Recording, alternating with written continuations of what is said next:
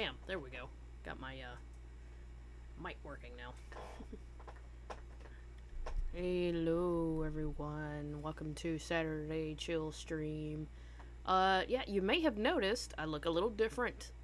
Well, my PC is in the shop.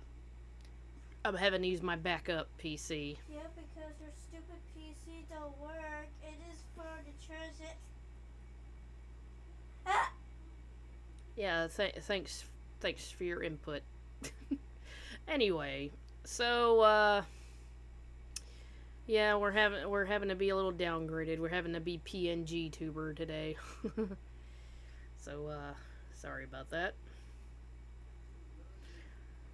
Oh, hopefully it'll be out of the shop soon.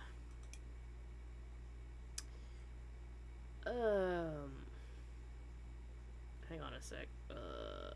Where's my window at? There we go. Ugh.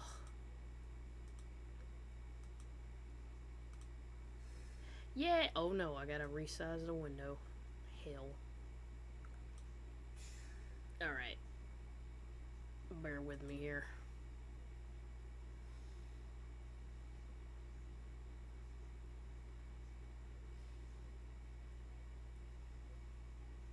I believe we exist in a Ooh, why don't you just hold your horses there, palsy wowsy. Let me get this window sized good.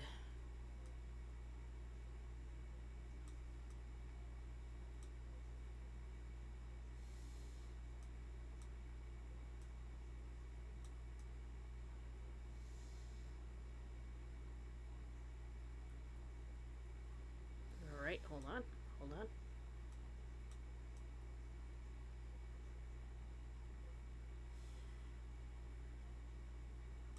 I guess that'll be alright. That looks okay. Let me move my... No, not that window. Ugh. One sec. Come on.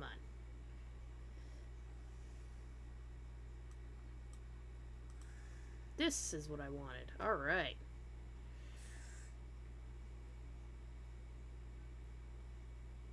Yeah. Oh, by the way, this, little PNG, I drew this myself, and this was basically the idea I wanted for whenever I can get someone to actually make me a custom model. This was like the first one I have drawn out. But for now, I'm having to use it as my PNG tuber thing. Anyways, let's, get this, stream going, this chill stream going. This one from Watch Later is the worst alternate universes in Marvel. The thumbnail intrigued me. So yeah.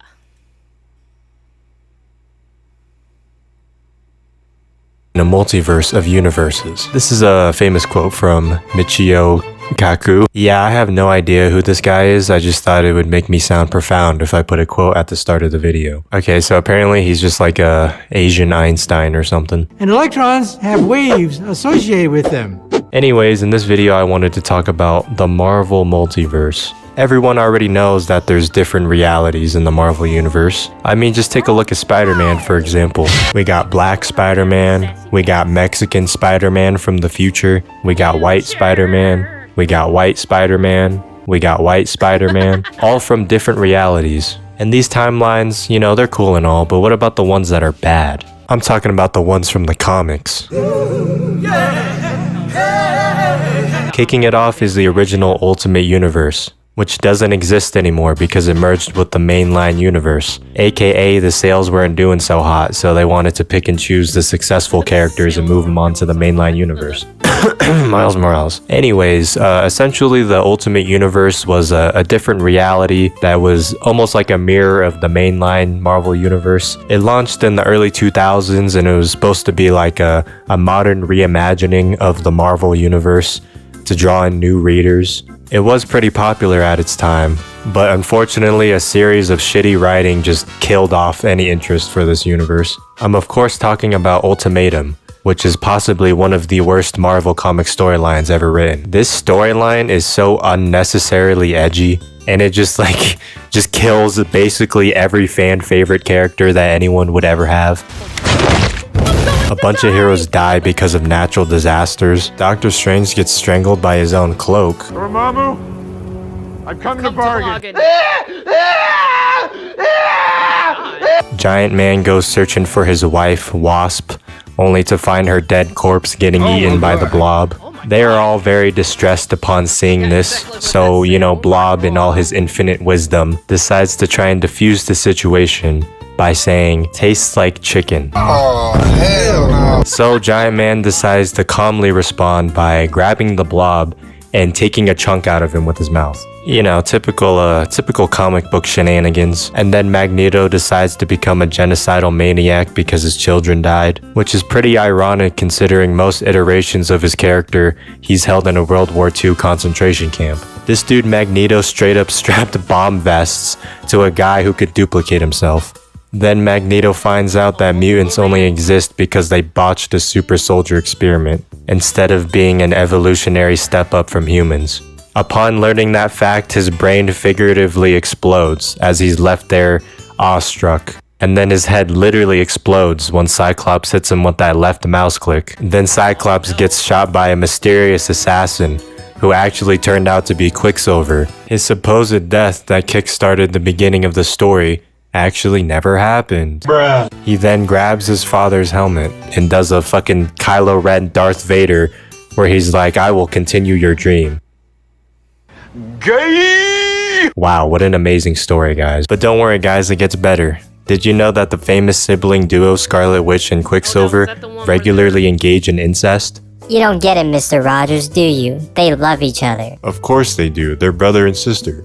No, it's more than that. They're in love. But Barf. they're brother and sister. But don't worry, guys, it gets even better. Because Wolverine likes to watch. I'm over here stroking my dick. Moving on to the Noir universe, set in the Oh, hey, Remio. What's up?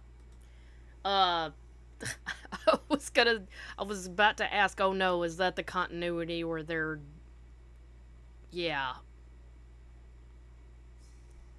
They're Andy and Laylayan.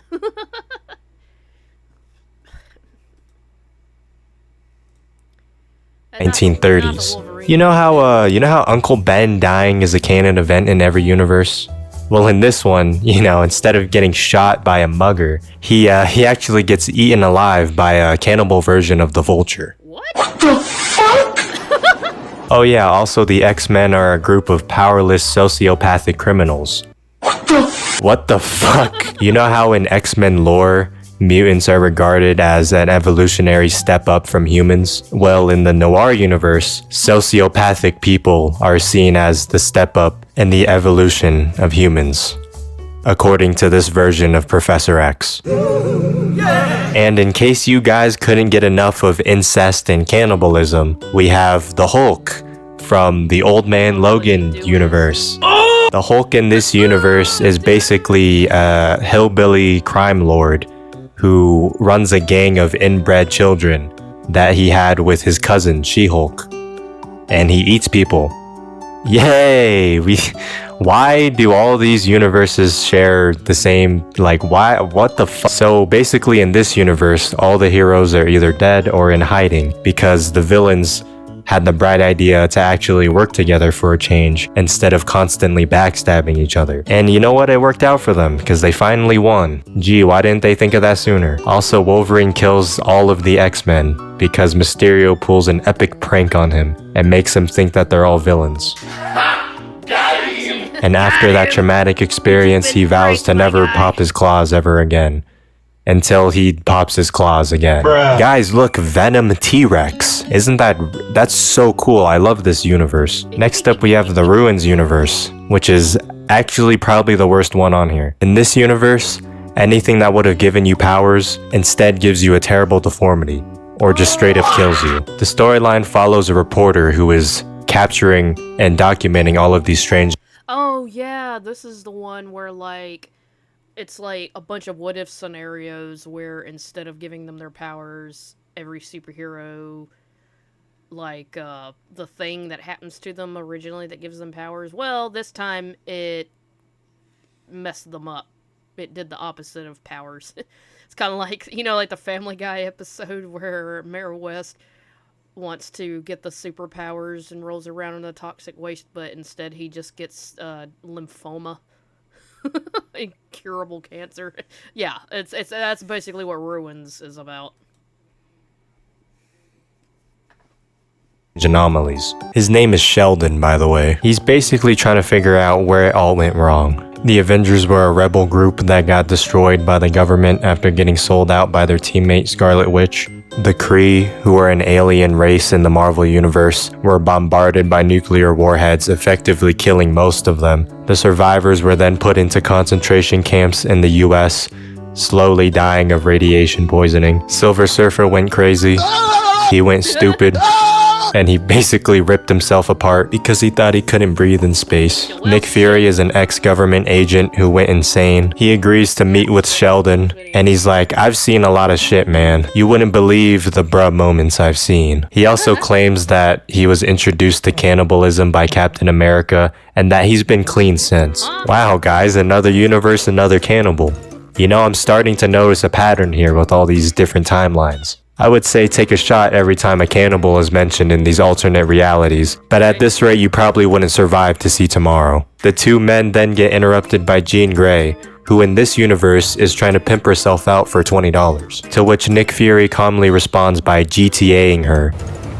Hey baby, you looking for a date? No thanks, gorgeous. I'm happily married. And then he offs himself after. Also, the president of the United States in this universe is Professor X, and he sends all of the mutants into a special prison in Texas. In this prison, you can find all of your favorite X-Men, including Kitty Pryde, who died trying to phase through her cell, and Cyclops, who was blinded in this universe, so he can't shoot beams anymore, Nightcrawler, but instead of teleporting, he's eating himself, and who could forget about Quicksilver?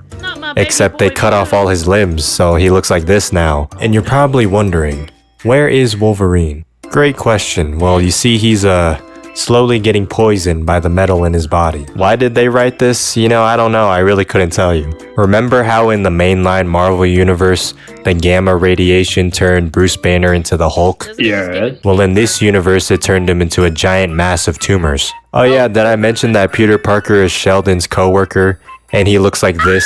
Because he's suffering from the effects of the radioactive spider bite, slowly dying and succumbing to a highly infectious rash that's developing all over his body. The very same highly infectious rash that spread to Sheldon, and yeah, he's dead, so...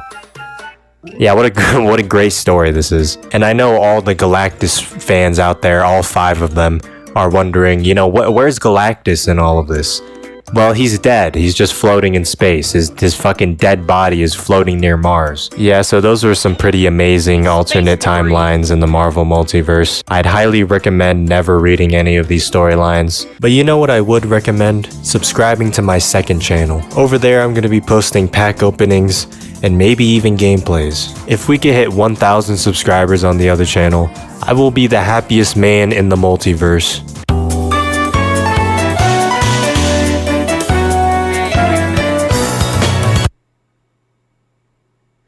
Wait a minute, where was the thumbnail?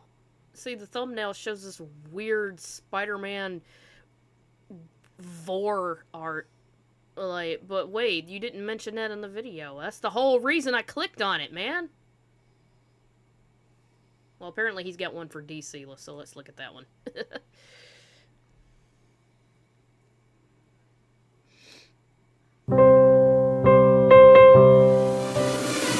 I'm back with another upload, and it's only been... Holy fish paste! Alright, everyone, calm down. Okay, I had a little break. Now, throughout this video, you may hear some bass booming in the background, and that's because I live in a trap house, and people are blasting music right now. Damn. Send help. But today I want to follow up on my previous video and go over the worst timelines in the DC universe. First off, we have the good old classic. I'm of course talking about the Injustice universe, which started off as a DC fighting game and then it spewed out a bunch of tie-in comics and had a sequel. Ah, good old evil Superman, a fresh and original concept that we definitely haven't been beaten over the head with in recent years. You people should be thanking Christ that I am who and what I am because you need me. You need me to save you. I gotta tell you, it was perfect. Perfect. I am the only. No, this is not evil Superman. Yeah, it's a coincidence, you know, and this one also purely coincidence. Okay, so anyways, in the Injustice universe, Superman becomes an evil dictator because the Joker tricks him into killing his pregnant wife, and then also blows up his beloved city. Now, if you ask me, that's quite the ballsy thing to do to a guy who was a literal god. Now, I really couldn't tell you why Joker decided to do this to Superman of all people. I thought he had a special thing going on with Batman, so I don't know why he would cheat on him like this. So obviously, Superman is very upset by these events that have unfolded. Also, oh man, how dare you, just, hurt our eyeballs by showing us that fan art. So he shoves his entire fist through the Joker's body, and then Batman's like, no, you can't do that, we need justice. And then Superman's like, you know what, I'm gonna just start killing all the supervillains. And you know what, Superman kind of has a point, you know, why not just kill all the evil people? Then there wouldn't be any more evil in the world. But of course, stupid ass Batman has to go and ruin everything by saying, we can't kill them, we're no better than them, blah blah. Shut the fuck up. Dude, you used the wrong Batman for that, because apparently, that version of Batman is Zack Snyder Batman, and he does kill people. Fuck Zack Snyder for that.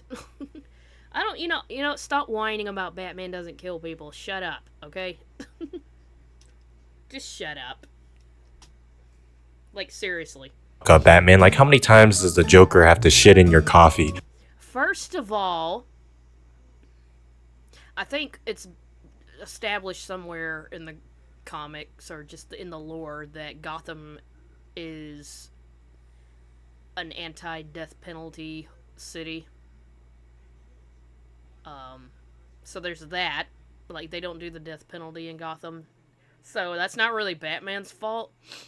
And second of all, it's because he knows he cannot trust himself to not kill anymore once he crosses that line. He said it so many times.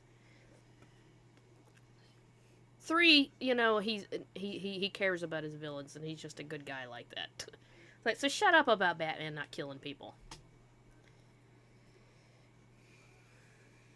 For you to finally figure out that if you just killed him, 99% of your problems would go away. This dude literally murdered your adopted son, and you're just chill with him like that. You like, bro. Personally, if the Joker did that to me, I would.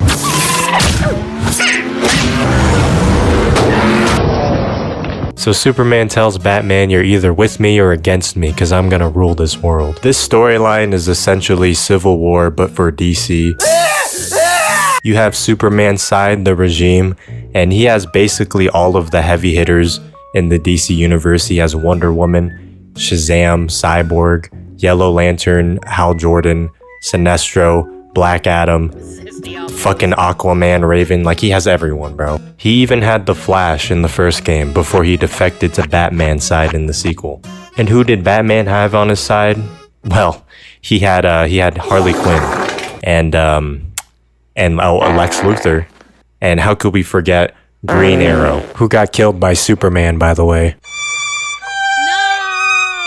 Yeah, no, Batman is cooked. Like, it doesn't matter how much prep time he has. He's not beating all of these characters. And for some reason in this universe, Wonder Woman has a gigantic hard-on for Superman. She stays on his side even after he kills a literal child. I'm of course talking about Shazam, whose power is turning into a Giga Chad adult with the powers of a god. And the reason why he killed Shazam, you may ask? Well, I mean, at this point, Superman is full-blown evil, so he's killing everyone that disagrees with him. And Shazam was like, you know, maybe we're taking this a little too far. So Superman calmly responds by freezing his mouth shut and turning his brain into scrambled eggs with his lasers. You know, I don't even know why he was on Superman's side in the first place. I guess he advocates for killing supervillains. I didn't know this child was based like that. This is also the same universe where Batman's son, Damian Wayne, defects to Superman's side and suckles on his nipples as if he's his real father. This is because Damian agrees with Superman and believes that they should just kill the villains. Damian also inadvertently kills his brother Nightwing by throwing a stick at his forehead, causing him to fall on a rock. And then Batman was like, how could you do this? You're not my son anymore. Yeah. Well, yeah, that's the one thing about it. The reason why I just hate... That's like one of my personal vendettas with the Injustice timeline. You killed Dick! No! Yeah, and you gotta think why he disowned him. Dick was like his first son. Dick was his baby. That is his, that's his baby. Dick was his first one. Not to mention he basically thought of Dick as like the best out of all of them. He was like the most good, most, he basically said he's a better Batman than me. Like he thinks Dick is a greater hero than he is. So, yeah, not only was that the baby, because that was the first one, it was his first son, but also that. He was, like, the best out of all of them.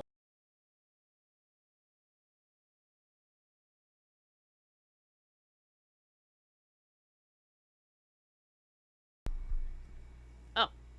Okay, there it goes. I thought my mic shut off for a second there. Anyways, screw Damian. That just made some peak writing going on here. Now I know what you're wondering at this point. How did this storyline end, considering Batman had a shitty no superpower ass team? How could he have possibly defeated Superman? Well, you see he summoned the alternate universe good versions of everyone else to fight the evil versions of them. And that's how the story ended. And they put evil Superman in a Red Sun jail cell. And in the comics, Red Sun energy is supposed to deplete Superman's powers. Yeah. Me personally, this is not how I'd go about defeating Superman. Instead, I would utilize pink kryptonite. Which, fun fact, if you didn't know, pink kryptonite turns Superman gay. So if an angry Superman is ever chasing you, just... First of all, why would him being gay make him any less of a threat? Second of all, in the new continuity, it turns him into a woman. Which, again, why would that make him any less powerful? whip out the Himalayan healing salt, and instead of caving in your skull, he'll just cave in your cheeks with 9 inches of steel. Which is better than the alternative of dying, but depending on your orientation, it's a win-win. And honestly, I think seducing Superman is a much easier solution than summoning an alternate Justice League to fight for you. I'm coming for you. You'll have to get in line. What the hell? And in the second game storyline, Brainiac invades Earth, so they have to put aside their differences and fight Brainiac to stop his invasion. And then Superman teams up with Skeletor and he has to fight He-Man. What? Yeah, I think we lost the plot here, guys. I don't even know what's happening anymore. Next up, we have Flashpoints, which is a classic Flash storyline. Now, bear with me while I try to explain this mess of a storyline. So the Flash's mother got murdered by an unseen force when he was growing up, and his dad was the prime suspect, so he was thrown in jail. So the Flash became a crime scene investigator in order to prove his dad's innocence. All of these events led him to being in a room full of chemicals, which got struck by lightning and gave him super speed. The power of his super speed is connected to the Speed Force, which is a cosmic energy field in the DC universe, which supplies all of the speedsters with their speed powers. Are you following along? In the far future, the Flash is regarded as a legendary superhero, and this little nerd named Eobard Thawne is like, man, I love the Flash so much. And lucky for him, he stumbles upon a time capsule that has the Flash's suit, which gives him super speed. And then he uses his super speed to travel back in time to meet the Flash, and he's like, I'm such a big fan, and the Flash is like, man, fuck off, I don't care about you. And he's deeply hurt by this, so then he decides to become his #1 hater. So Mr. Eobard travels back even further in time, and it's actually revealed that he was the one that killed the Flash's mother in the first place. thus creating the Flash. However, the Flash is also the reason why Eobard exists in the first place. So they essentially created each other. Are you still with me? So the Flash is like, you know what? I can use the Speed Force to travel back in time. Why don't I just go back in time and save my mother? So he stops Eobard from killing his mother, and then he wakes up in the new timeline without any powers.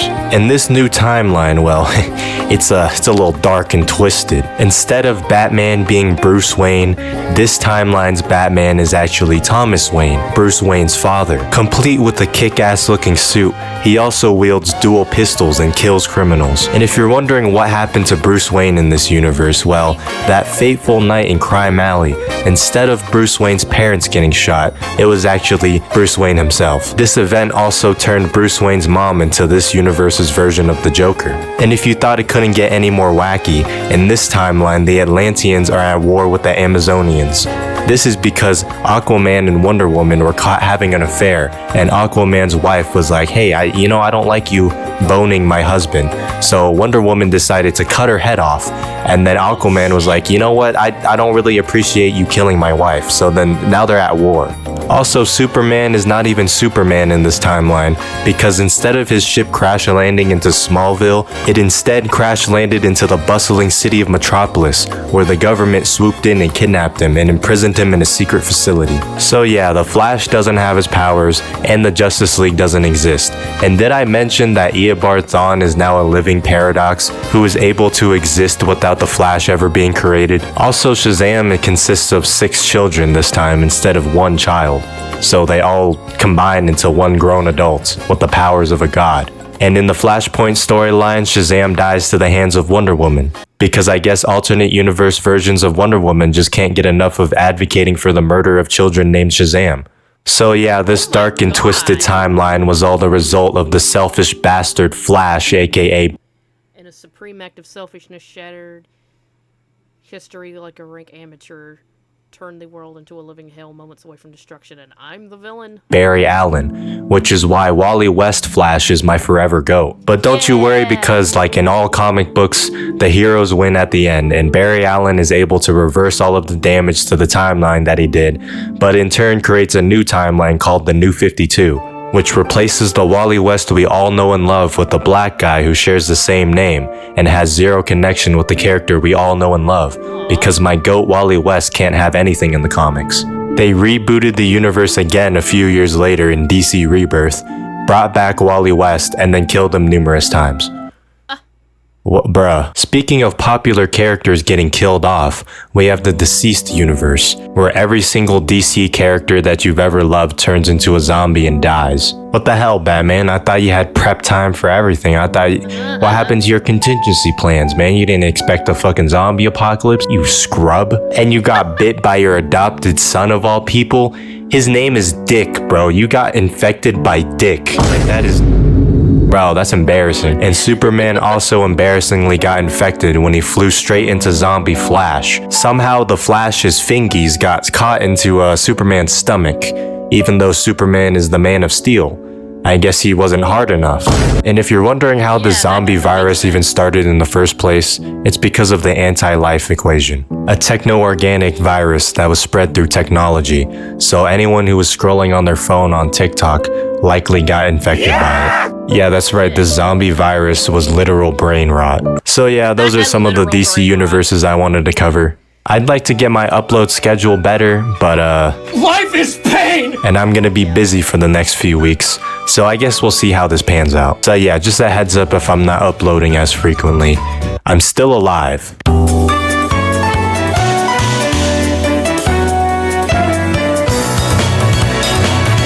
here's another one. For Marvel. There are only 3 things constant in life: death, taxes, and me not having a consistent upload schedule. I mean, it's only been a month, so...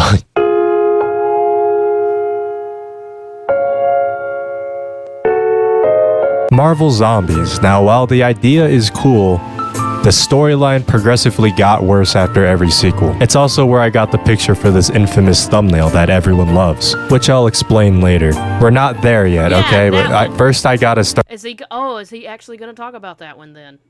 explaining the storyline. So, like, grab a snack, maybe some like onion rings or something. I mean, those sound pretty good right now. We start off in the original Ultimate Universe, the one that I covered in the previous video. In this universe, the Fantastic Four are young and inexperienced, and Reed Richards is having second thoughts about being a superhero. You could say that he's not feeling very fantastic about himself. Anyways, he has a conversation with an alternate universe version of himself and decides to teleport there to pay him a visit. However, upon arrival, he discovers that he's actually been epically pranked, and that the alternate version of himself that was calling him was actually a zombie, and now he's in the zombie universe. Oh, no. In the Marvel zombie universe, everyone retains their intelligence even though they're infected. They just have an intense craving to eat flesh, and anytime they eat flesh, they temporarily gain their sanity back. You could say it's like a nicotine fiend trying to find their vape. So naturally, he runs for his life, but then he gets cornered. And that's when he encounters the last standing superhero, Magneto, and some other human survivors. And Magneto's like, oh, you're from a different universe? Where's your teleporter? Let's get the fuck out of here. The remaining members of the Ultimate Fantastic Four help everyone escape back to the teleporter. But then last minute, Magneto decides he wants to do a heroic sacrifice and destroy the teleporter so the zombies can't follow. Assuming that you had two connected interdimensional teleporters, why would it matter which side got destroyed? They really introduced Magneto in such a badass way, just for him to die in like 2 seconds, which reminds me of this game I've been playing. In the intro sequence, this group of characters come out fighting, looking all cool, just to immediately die to a dragon. This game has everything, man. It has PvP, PvE, AAA graphics. Magneto died for no reason. I guess get him to level 60. Farm stage 9 in the campaign for War Maiden as soon as possible. This is a really good raider. Also, make sure to get your 30-day login bonus. Hikaton's a good champion too. So, and don't forget to join my clan, Epic Gamers United. My username's EyesOnYT. You can find me there. I'll see you guys on the battlefield. So yeah, everyone escaped and Magneto died for no reason. I guess bro just didn't want to live and found any excuse to be heroic. Go on ahead! I'll hold these monsters back. So after feasting on Magneto with the rest of the zombies, Hank Pym, aka Giant I said, I hope you choke on me. Was that a reference to the, what was it, Day of the Dead? Choke on him! Man goes to his secret lab, where it's revealed that he's trying to find a cure for the infection. In his lab, he has an unconscious Black Panther, who he's eating slowly to keep his sanity. The dirty fiend, Wasp finds out, aka Janet, aka his wife, and she demands that Hank shares some of Black Panther with her, to which he calmly responds by biting her head off. Hank returns to the rest of the zombies, as the Silver Surfer, herald of the almighty planet-devouring Galactus, shows up to tell them, hey, Galactus is coming by to eat your planet. And how do the zombies respond to this? Well, they eat him, of course, you know, what else would they do? And by eating him, they gain his powers. The power of Cosmic. So you're telling me the Herald of Galactus that wields the power of Cosmic got murdered by zombies? Of course. Why not? You can fly, bro. You have a surf... Bro, you wield the power of Cosmic. He can literally blast the planet with his hands. You have a silver surfboard that flies at the speed of... Bro, it is believed that the surfer can travel roughly 500,000 light years per second. And he lost. He lost to a group of zombies. Are you serious? As this is happening, Black Panther runs away with the head of Wasp, who is still trying to eat him. What? You don't even have a stomach. Like, what good is eating gonna do for you? Anyways, Galactus finally arrives, and the zombies start running away. I mean, look how this dude's built. Like, you can't do anything to him. Black Panther then comes across some of Magneto's followers, who for some reason didn't escape through the teleporter. After a scuffle that Black Panther wins, somehow, even though he's missing an arm and a leg, they come to an understanding, and then they head to Asteroid M, which is a space station that Magneto lives on. Or should I say, lived, because he's dead. On Asteroid M, we find out everyone's favorite X-Men is in charge. Forge. Who? Forge, you know, like the guy who built... Who? So after running from Galactus, the zombies devise a plan to take him down using a weapon that shoots a beam of... a really strong beam. It combines all of their cosmic power and focuses it into one beam, and it works. It kills him, and then they start eating him because Because why not? Wow, this cosmic energy seems pretty overpowered. If only there were a bald silver guy who wielded this power, maybe he could have took out all of the zombies and solved the problem. And because this storyline sucks booty cheeks, of course the zombies gain the power of Galactus after eating him. Because I guess they're all Kirby or something. 5 years later, and Wasp is now in a robot body that has a pair of robot boobs. Because why not? Her along with the rest of the survivors come back down to Earth to help the zombies. Because with the help of Wasp, they discovered that if a zombie just doesn't eat, then they're not hungry anymore. Wow, what an amazing revelation there. How did they not find that out sooner? So you're telling me that the Marvel zombies ate basically every single human imaginable on their planet, and somehow they never discovered that not eating makes them not want to. But the zombies aren't on Earth anymore. It's revealed that they used their Galactus powers to travel to other planets so they could eat more people. Fast forward, and the zombies have now eaten every single living being on every planet in their universe. And if everything in this universe has been eaten, then the only logical step is to travel to other universes. So they start heading back to Earth so they can find the teleporter. You know, the one from the beginning of the story, the one that Magneto supposedly sacrificed his life to destroy. Apparently there's a way. Oh, I'm sorry, Romeo. I just noticed you were putting messages. Yeah, you found. Yeah, I almost forgot to mention. Yeah, I have I see you used them. I have one new custom made emoji I drew myself. I had a friend make it a PNG so I could upload it as an emoji. You like my new emoji? I'm gonna make more. Don't worry. But yeah, I'm also trying to figure out how to do some other like channel point, stuff and all that. Figuring that out too. Yes. Oh, good. Ice Cube with the meme. When Jason wanted to kill Joker, he said no to yeah. Get Damian Wayne out of my life for good. I feel you on that. You stopped being my son when you killed Dick Grayson. He was my son. Yeah, isn't that actually... Yeah, he says something like that to him, but that's true. A red sun present. Where is the text-to-speech? Well, like I said, I'm using my backup computer, so I don't really have that set up. So yeah, my bad. Way to repair it, further cementing that this dude died for no reason. Back on Earth, the Asteroid M survivors have been living a peaceful life with Black Panther as their leader. Hawkeye's head is discovered in the rubble by a child and is placed inside a robot body, which has boobs again.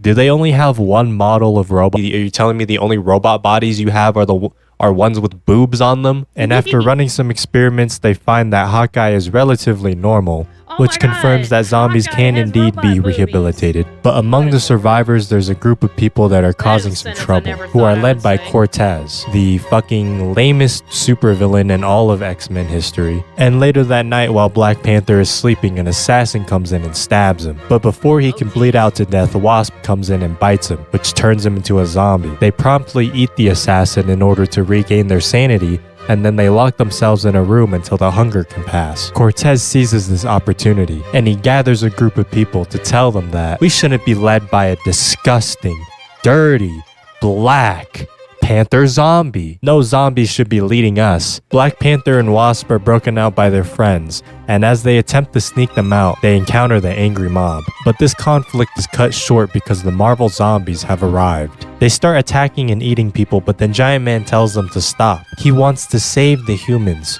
so he can create a breeding farm for infinite meat. Spider-Man is against this idea and blasts him with an energy beam. It seems he hasn't eaten in so long that he's actually come to his senses. The zombies start fighting, and then the survivors employ a force field to block off the bad zombies and the good guys. And for some reason, the survivors thought it was a good idea to keep an unconscious Bruce Banner inside their force field. Why would they have thought it was a good idea to even capture zombie Bruce Banner in the first place? I mean, he's quite literally the biggest threat that they have. If he were to go rampage, zombie Hulk mode, and they thought it was a good idea to capture him, I really don't understand why they did that. That's not very smart. And since the force field's impenetrable, The bad zombies decide, man, fuck this, and they leave to go get the teleporter. But that's when Forge reveals that he actually stole back the teleporter years ago. He just couldn't figure out how to get it working again. So the bad zombies come back and they're like, give us the teleporter. And then the good guys lower the force field so they can get out and fight them, but turn it back on as they leave so they can protect everyone else. Now, I don't know why they didn't just leave the force field on and wait it out, considering the force field's unbreakable. I guess good writing just doesn't exist in this series. This was written by the same guy who created the critically acclaimed Walking Dead series and Invincible. I just want to let you all know that. Anyways, while everyone's fighting, Bruce Banner wakes up, breaks free, and then he slams a guy into a control panel, which lowers the force field. Oh my god, bro. Oh, hell no. The bad zombies start rushing the base, and Giant Man grabs Black Panther's wife, and just as he's about to eat her, he realizes that he's not hungry anymore. Really, Nick? One by one, the zombies start to lose their hunger. He asks for a truce, but then Cortez is like, hell nah. But then Forge is like, nah, man, it's cool. It's not even worth it. You know, they can't feel pain. So what's the point, you know? Sure, they may have caused mass genocide on a universal scale, but we're chill now, so it's fine. But then the Hulk interrupts everyone by bursting through a wall, announcing that he's hungry. Everyone tries to stop him, but I mean, he's the Hulk after all. But do you remember that guy who got shoved into the control panel earlier? Well, he decides to make a heroic sacrifice and willingly lets himself get eaten by the Hulk. He did this because Wasp got killed during the fight, and he doesn't want to live anymore because he loves Wasp so much for some reason. And after the Hulk eats him, he turns back into Bruce Banner and then gets blasted to death. The zombies help everyone rebuild, and they end up finding Wasp's head, so she's alive. So that guy just got himself killed. Time passes and Giant Man completes the repair of the teleporter, with the goal being to get the humans out to live somewhere better. He calls out a meeting for all the zombies to show him the completed teleporter, and then everyone lived happily ever after. Until Cortez reveals that he loves controlling and manipulating people, and he won't have this peace. He wants to rule this world. He was the one that hired that assassin on Black Panther. He's the reason why the teleporter wasn't working. And then he teleports all of the zombies out into a different universe. For some reason, all of the zombies were conveniently on the teleporter pad when he was monologuing all of this. Forge comes in just a tad bit too late to stop it, because that's how every single shitty story is written. And then Cortez clocks his ass. It was him all along, guys. What? Who would have thought that the guy who was causing a literal uprising? You know, this story is kind of ass. I don't understand why they didn't kill this dude like way earlier. I mean, they seem to have no problem with killing people. So like, why didn't they, like, this guy has been causing problems for like how long in the storyline, and they didn't kill him earlier? What the fuck? They blasted Bruce Banner without second thought, and they didn't like at least throw this guy in prison. Spider-Man is transported to a different universe where they're unaffected by the virus, and his counterpart is in college. He doesn't have his cosmic powers anymore, so he has to get around by swinging with his veins. What the fuck? He reads the newspaper and finds out about a tablet that's being held at the college that his counterpart is going to. Now this tablet is said to give eternal youth, so he thinks that this could be the cure to the zombie infection. He gets to the college and he sees himself and Mary Jane. But just then, the Sinister Six attacks and tries to steal the tablet. Zombie Spider-Man jumps down and attempts to stop them, but he catches a whiff of Kraven, and I guess Kraven just smells so good that he triggers his hunger again. What the hell? So I'm just a little confused because I thought they weren't hungry anymore, but apparently they're hungry again. What? Actually, they're not hungry anymore, but now they're hungry again. Good writing. Kraven just smelled so good. He had that Old Spice Fiji that Spider-Man just couldn't control himself. So one by one, zombie Spider-Man starts eating all of the Sinister Six members. Sandman sees this and is horrified, so he flees. Also, Kingpin is there for some reason and decides it's a great idea to 1v1 the zombie Spider-Man. And of course he dies. And as Sandman is running through an alley, this universe's version of Spider-Man swings in, and he's all like, oh hey, funny running into you here. But Sandman doesn't let him finish because he thinks that that's the zombie version. So he fills him up with sand to kill him. And that's where we get this infamous picture. And if you're wondering why I use that picture, I just thought it was funny. I didn't think anyone would watch that video. Back over at where Zombie dude. Spider-Man is, he That was the main reason I clicked on the video. tries to cope and he's like, you know what? Maybe I'll just stick to eating bad people. But as he's saying that, all of the villains that he killed earlier come back as zombies and start eating all of his friends. Zombie Spider-Man gets frustrated, kills all of the villains again, and then rips his skin off, stating that he's not fit to be a hero anymore. Gee, you think, Spider-Man? I mean, you kind of like ate a bunch of people. You're just now realizing that. Anyways, there's more to the story. I feel like I covered it long enough. As you can tell, it's not very good. So we're just gonna move on. The next terrible universes we're gonna go over are the Darkhold universes. Now this is basically a storyline where Scarlet Witch and Doctor Doom have to fight this demon guy, but they need to enlist the help of Iron Man, Blade, Wasp, Black Bolt, and Spider-Man. And to get them prepared for the fight, they needed to show them a corrupted alternate universe version of themselves so they could be tempered with madness. And the first one we're gonna go over is Iron Man. In this universe, after building a suit and escaping his captors, Iron Man ends up fusing with his suit. He slowly turns insane as the wires merge into his brain.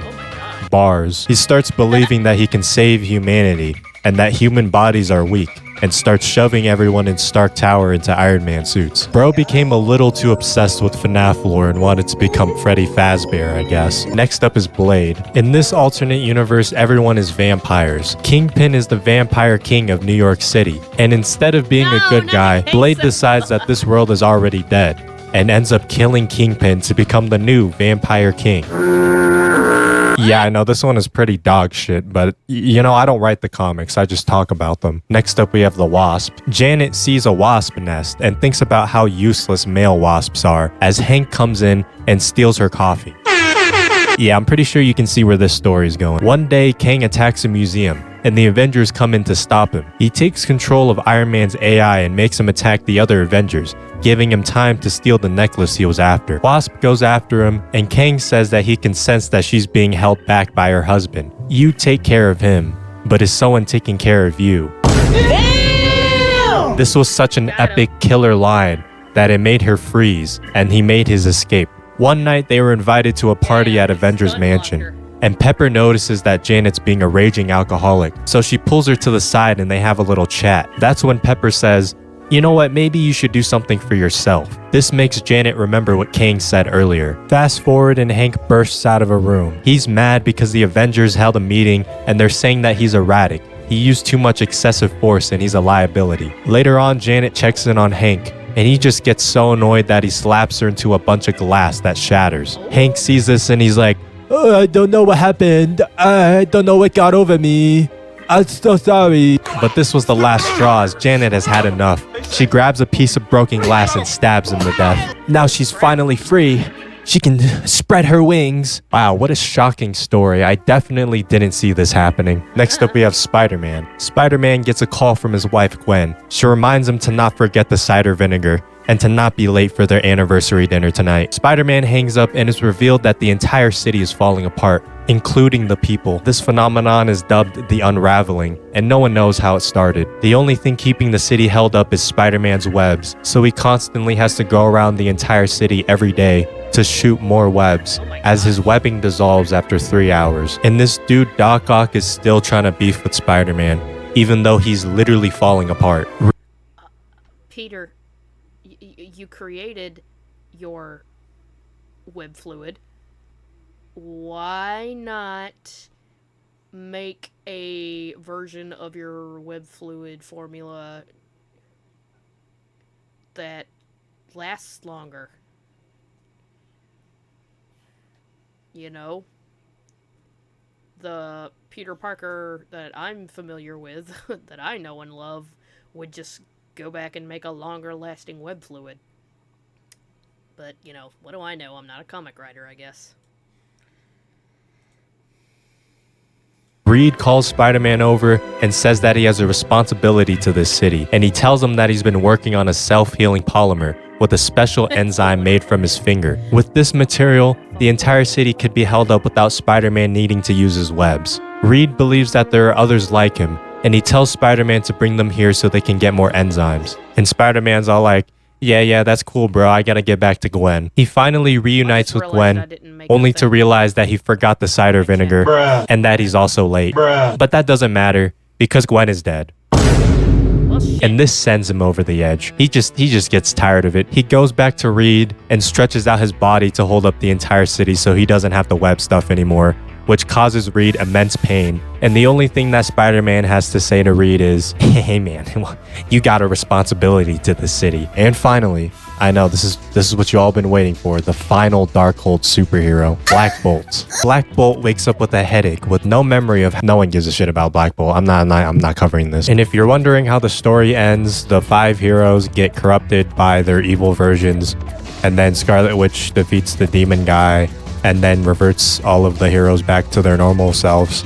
And yeah, that's basically it. And finally, the last alternate universe I'll cover. What if the Civil War never ended? Now, in this universe, when Captain America was raiding the prison that Iron Man was using to keep his friends captive, it was discovered that the self-destruct sequence in the prison was initiated. People from both sides were scrambling to get into Cloak's teleportation cloak so he could teleport them out. But Cloak wasn't fast enough to close the portal, and the explosion followed through. This resulted in lots of heroes dying, and naturally chaos ensued when the villains took advantage of the situation and rised up. Fast forward 6 years later, and the nation is now divided into 2 factions. The Iron in the east, led by Iron Man, and the Blue in the west, led by Captain America. A woman named Miriam Sharp believes the two could be reunited, and she arranges a meeting between Iron Man and Cap at the bridge that connects the 2 nations. The two start negotiating. The Blue don't have enough resources, but they have space, and the Iron has resources, but they're getting overcrowded. During the meeting, Miriam gets killed by a bullet, and Cap tells Spider-Man to go investigate, and for some reason Spider-Man is using Falcon's wings, which is something I never knew I needed to see.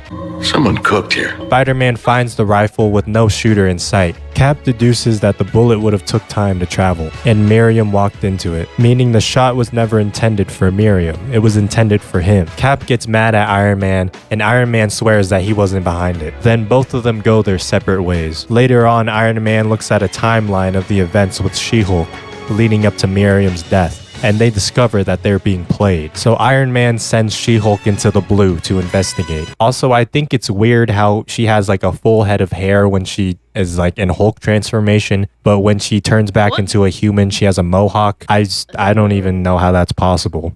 Back over to Cap. It's revealed that they've been experimenting on Sandman. They found out a way to remove people's powers and run the first successful trial run on Sandman. With this discovery, they could finally put an end to the war, but they don't have enough resources. So Cap sends a team led by Spider-Man to infiltrate the Iron to gather the resources necessary. Spider-Man's team consists of Venom, who is now Hawkeye, Someone cooked here. Black Panther, who is not the original Black Panther because the original one died, Elektra, who is now using Daredevil's weapons because Daredevil's dead. They land in the Iron and are immediately confronted by Iron Man robots, who kill Elektra instantly.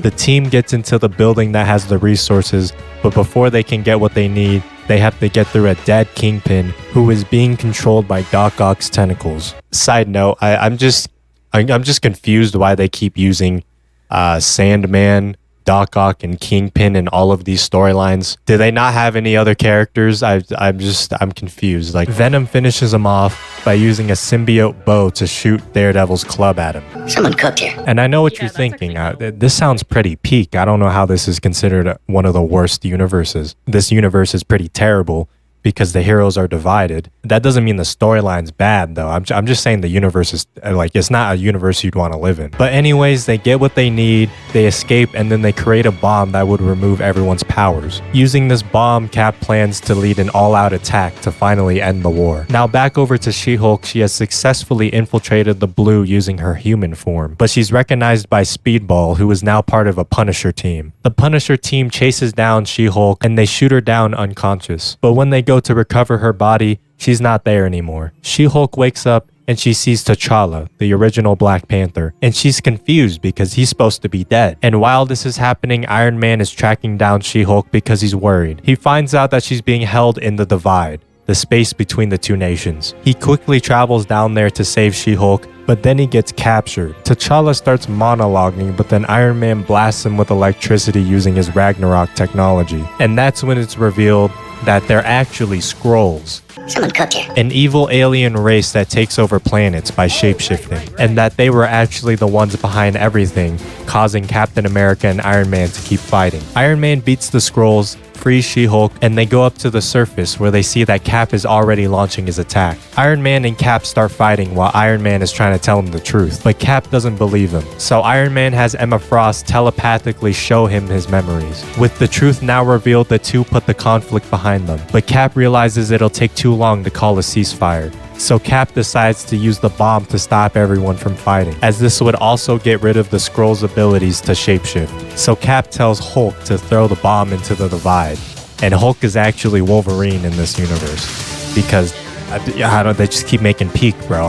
The detonator doesn't work, so Cap and Iron Man have to go down there to set it off, and that's when they get ambushed by a bunch of Skrulls. Emma Frost projects the truth to all the heroes, which, you know, if you could have done that earlier, I don't know why you didn't do it. Cap was talking about how it would take too long to call a ceasefire, but you're telling me that Emma Frost could have just projected the truth the entire time, which would have basically been a ceasefire. All the heroes stop fighting and they come down to the divide to attack the Skrulls. Cap and Iron Man are then able to set off the bomb, wiping everyone's powers and finally ending the Civil War. Months pass and She-Hulk and Spider-Man are now the leaders of the Iron and the Blue. Everything's at peace and everyone lived happily ever after. And with that concludes this long ass video. If you've made it this far into the video and you're not subscribed already, you might as well subscribe because you just listened to me talk for almost 30 minutes. And speaking of channel, check out my second channel where I open Pokemon packs, and follow my Twitch channel so you can keep up to date with my live streams. Download and play Raid Shadow Legends. Those offers aren't gonna last long. It also helps support the channel. More uploads coming soon. And until then, I'll see you guys later.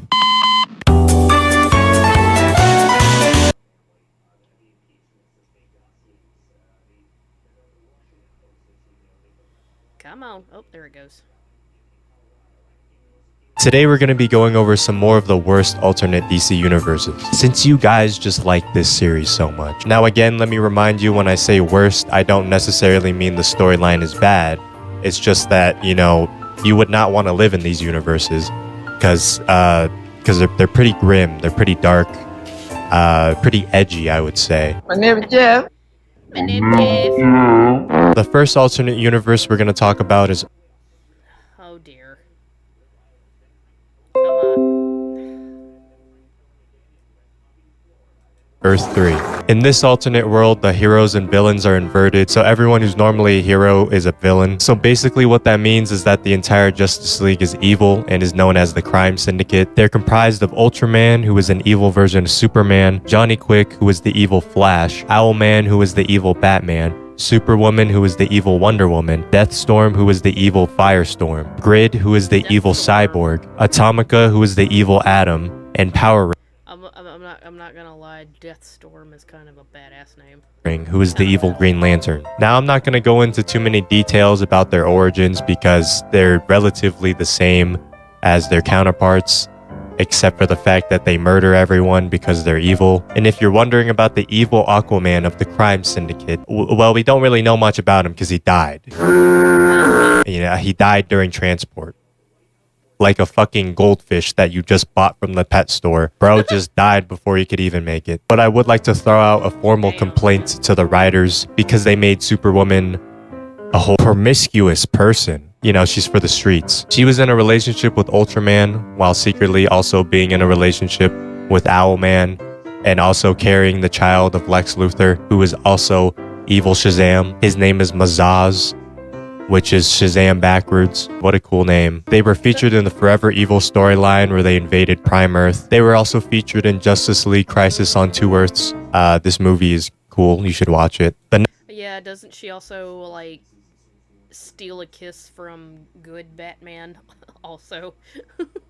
Next universes we're going to talk about were featured in the Dark Knight's Metal storyline. Essentially, this storyline is about the Bat God named Barbados, who was created to consume unstable worlds. But he grew tired of this and killed his master and set his eyes on the regular multiverse, thus creating the dark multiverse, because all of the unstable worlds were existing longer than they were supposed to. So Barbados recruits all of these evil Batmen from around the dark multiverse, with Prime Earth Batman serving as the gateway for him to come through. Now, I'm not going to go over the rest of the storyline, but I will go over the evil Batmen from the different universes. Kicking it off, we have evil Batman Cyborg, aka Murder Machine. In this reality, Alfred is getting the shit beaten out of him by a bunch of Batman villains as they ask him where Batman is. But Alfred ain't no snitch, so he just ends up getting killed. Batman is very sad about this, but luckily, he has an Alfred protocol, because of course he does, which is an AI created from a scan of Alfred's mind that he had been working on, except it was never finished, so he asks Cyborg to help him out. They get the Alfred AI working,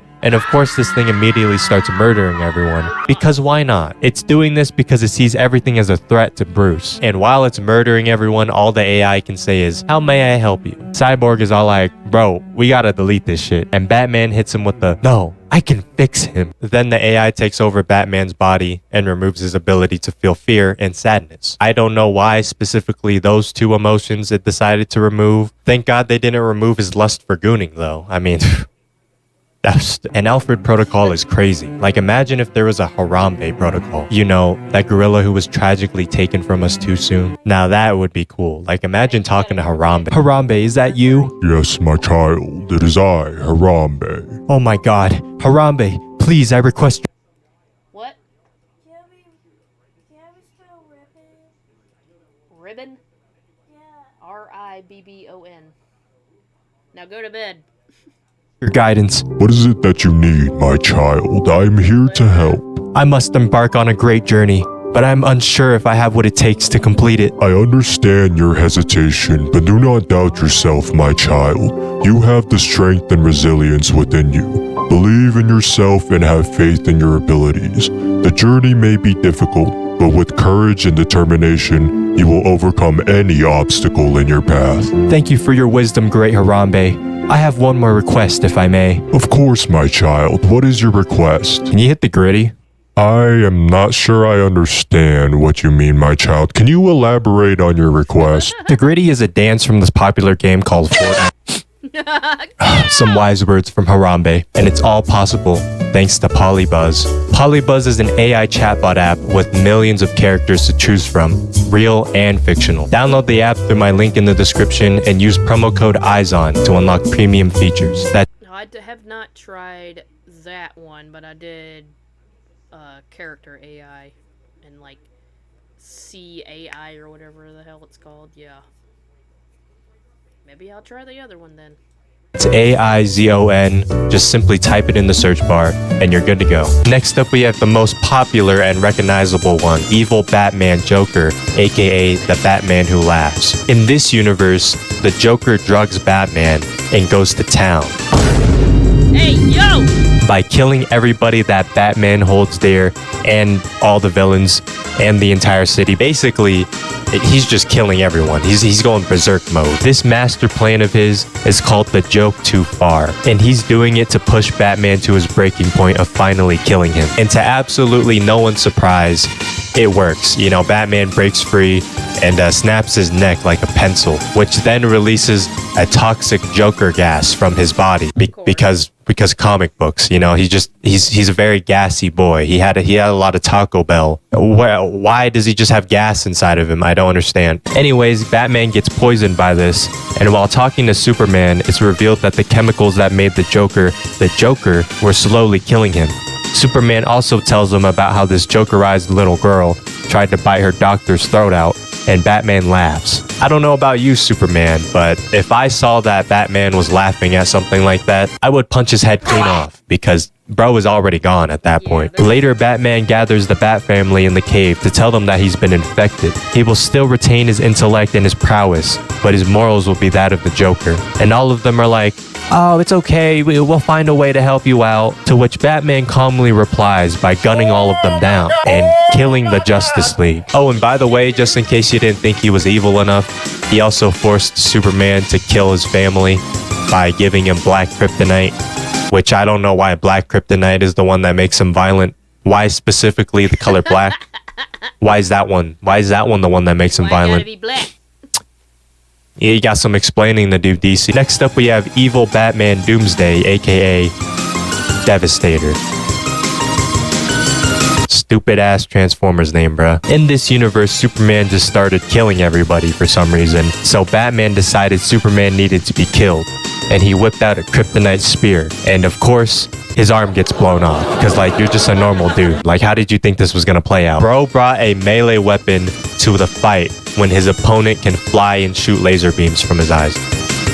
What did you think was gonna happen? Nah, because even this dude Superman started trash talking him. But of course, Batman always has a plan for everything, and he injects himself with the Doomsday virus that he keeps on his utility belt, and he starts beating the shit out of Superman and kills him with his stink-ass breath, which causes spikes to shoot out of his body. Next up is evil Batman Aquaman, aka the Drowned. Except, as you may have noticed, they're a woman. So yeah, in this universe, the genders are reversed, and Bruce Wayne is known as Bryce Wayne, and their lover, Sylvester Kyle, it gets killed by metahumans.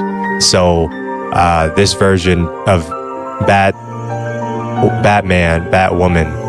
this Batwoman decides to kill all of the metahumans to get revenge. And after successfully killing most of them, Aquawoman and her Atlanteans show up, and Batwoman goes to war with them. Aquawoman is stabbed to death by her own trident because I guess Aquaman just gets disrespected no matter what universe he's in. Anyways, Batwoman thought that killing their queen would deter them, but instead the Atlanteans flooded Gotham, so Batwoman decided to undergo surgery to become just like the Atlanteans. She also engineers an army to fight with her, just so she can win. What the fuck is this story? Next up, we have evil Batman Wonder Woman, aka the Merciless. In this universe, Batman and Wonder Woman have been at war with Ares for 2 years because Ares forged a helmet that increased his power by a metric fuckton. However, when they finally defeated Ares, it came at the cost of Wonder Woman's life. But before Wonder Woman died, she warned Batman about the helmet and how it would corrupt him. So of course, Batman chose the sensible and smart option and threw that bitch right on his head. Dude really threw on that helmet like it was a new shiny piece of loot that dropped from a raid boss. And then bro goes on to say how he's gonna reshape all of warfare by being merciful and using the helmet's ability for justice. That doesn't happen. Yeah, right, bro. Yeah, he just starts killing everyone. It was also revealed that Batman was the real person who killed Wonder Woman, not Ares, and he killed her because she tried reaching for the helmet first. Like, dude folded instantly.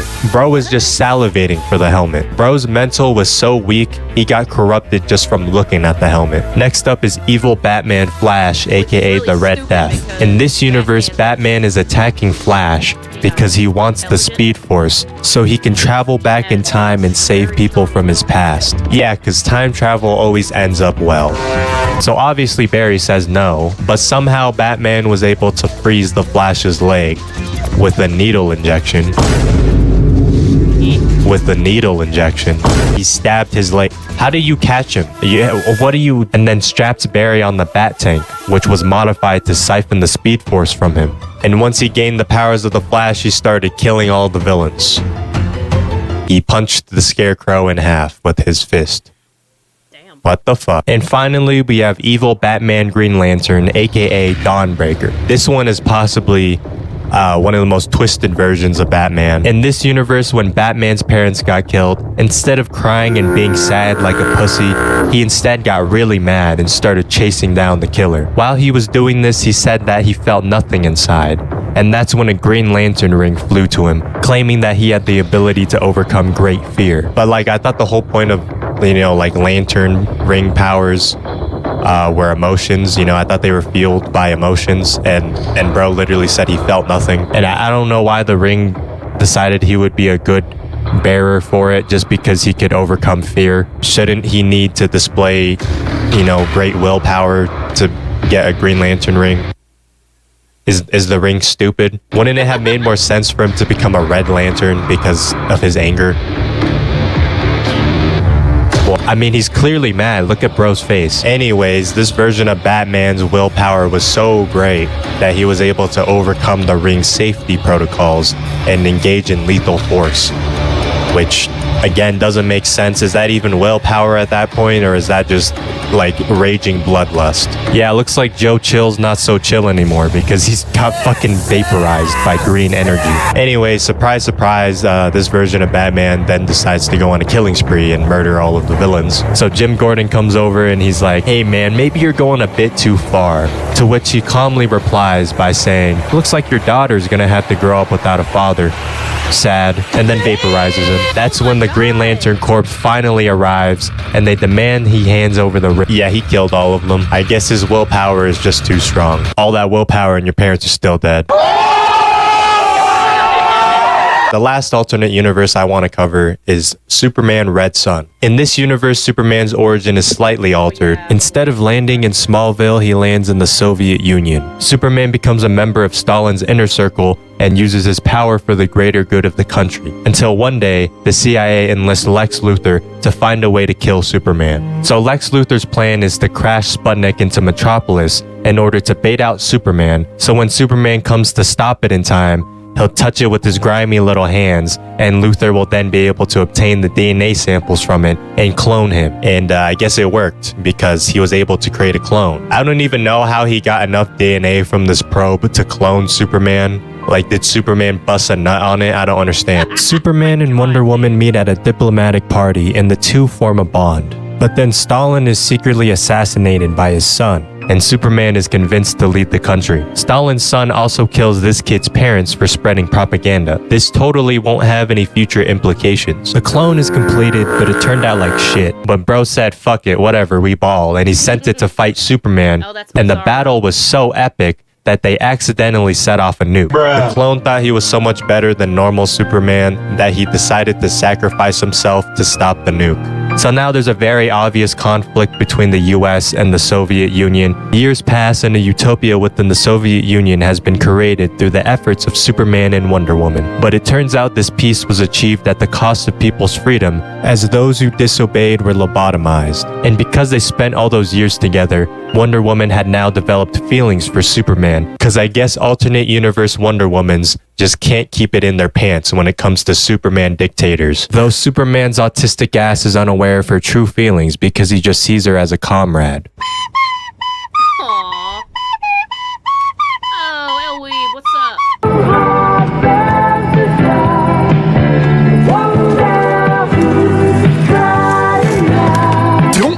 However, Luthor isn't done yet. He came back like Doofenshmirtz and enacts another plan to eliminate Superman. He allies himself with Brainiac to shrink Moscow, but Brainiac instead shrinks Stalingrad instead. Oopsies! Superman captures Brainiac and reclaims the city. The tiny city is confined in a bottle and it serves as Superman's greatest failure, as it's revealed that the city can't be reverted to its normal size. And to help serve the country better, Superman reprograms Brainiac. Hey, you remember that kid who got orphaned earlier? Well, that kid becomes Batman, and he's now fighting against the system. He is assisted by Lex Luthor, who supplies him with materials and a plan to fight Superman. The plan involved kidnapping Wonder Woman to draw out Superman so they could use solar energy machines to suck up his power. And of course, when Wonder Woman is kidnapped, she's tied up with her own lasso. Because why not?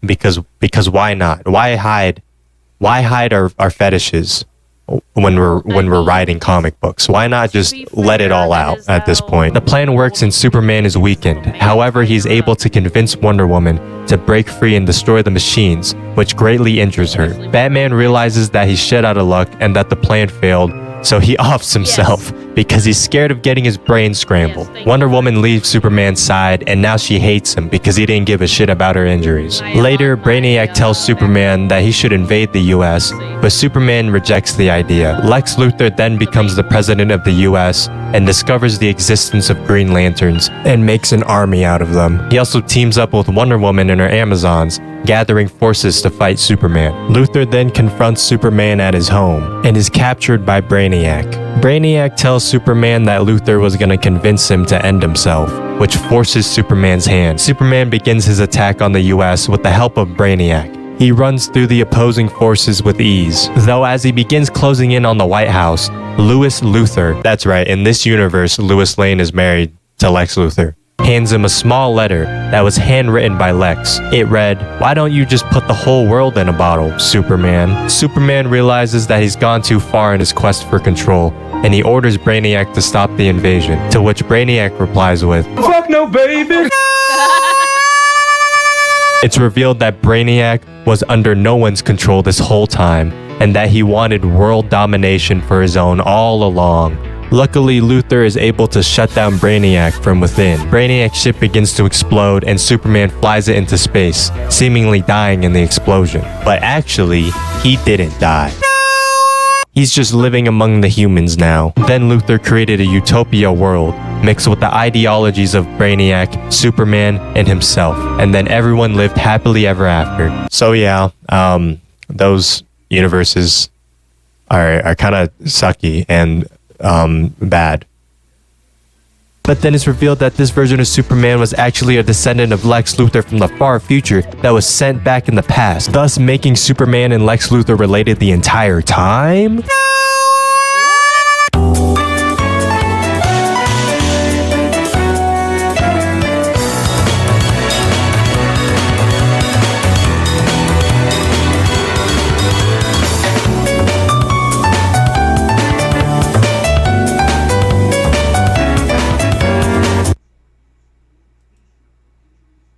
Does this guy get any more good videos? Let's see.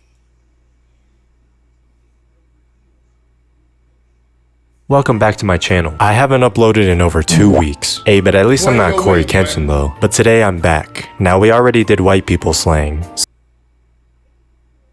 Okay, sorry about that. It just did all kinds of wacky shit before I could try to fix it. So sorry about that.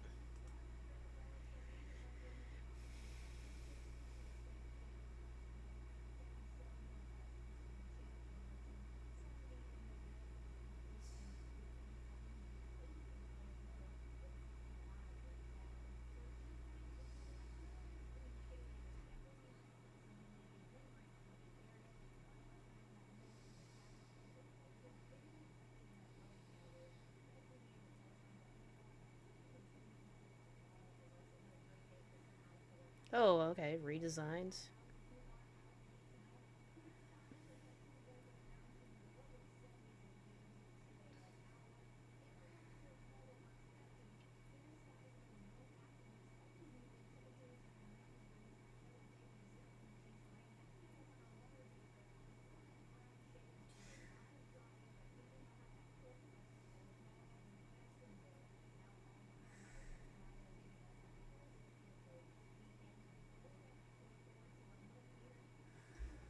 Okay.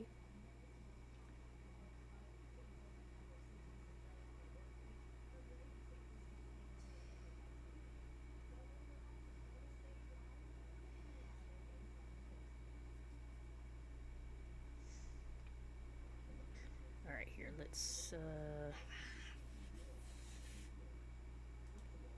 go with this one.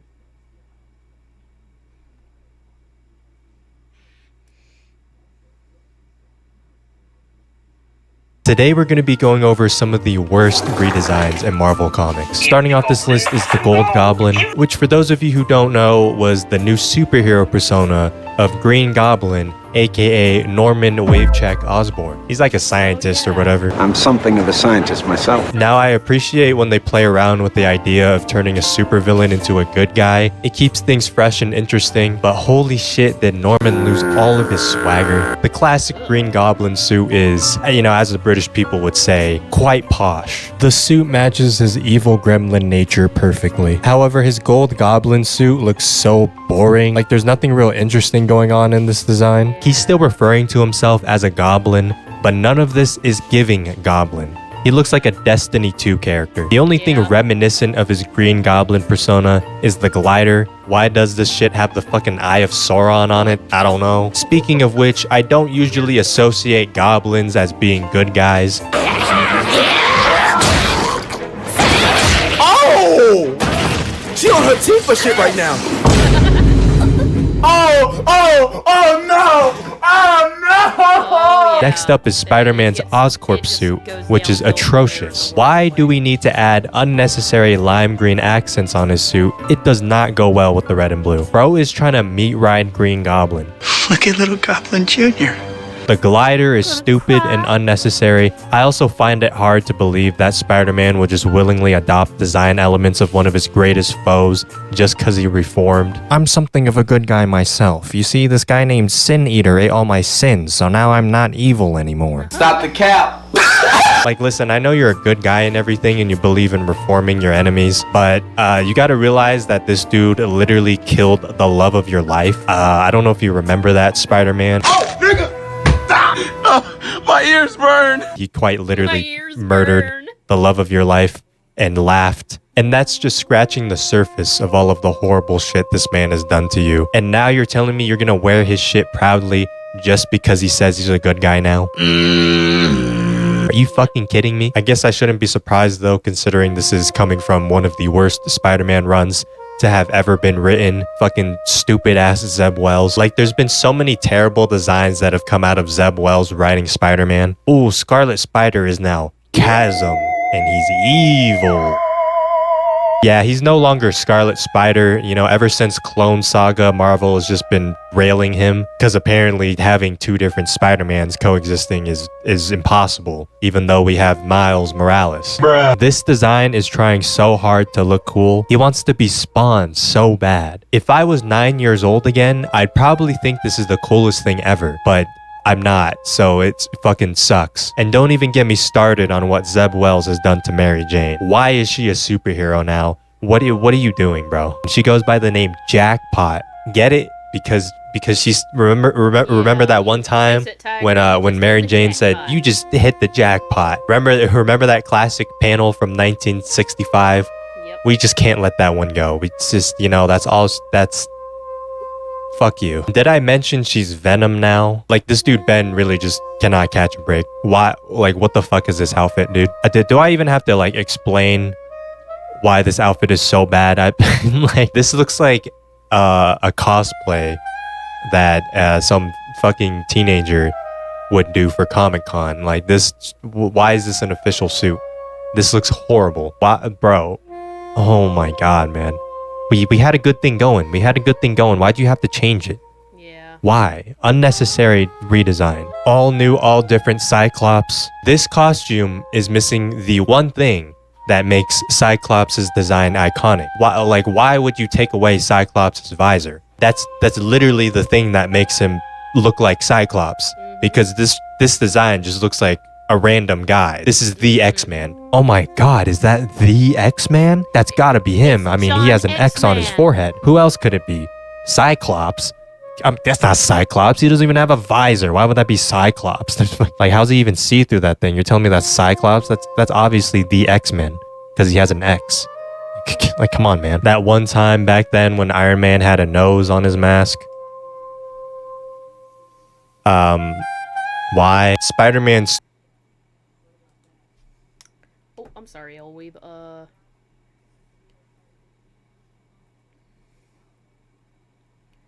Even worse Oscorp suit. It's free on Webtoons, I don't recommend it. The mouth, ew, I hate it. Yeah. Wait, what was that about a nose on the costume? What did he say?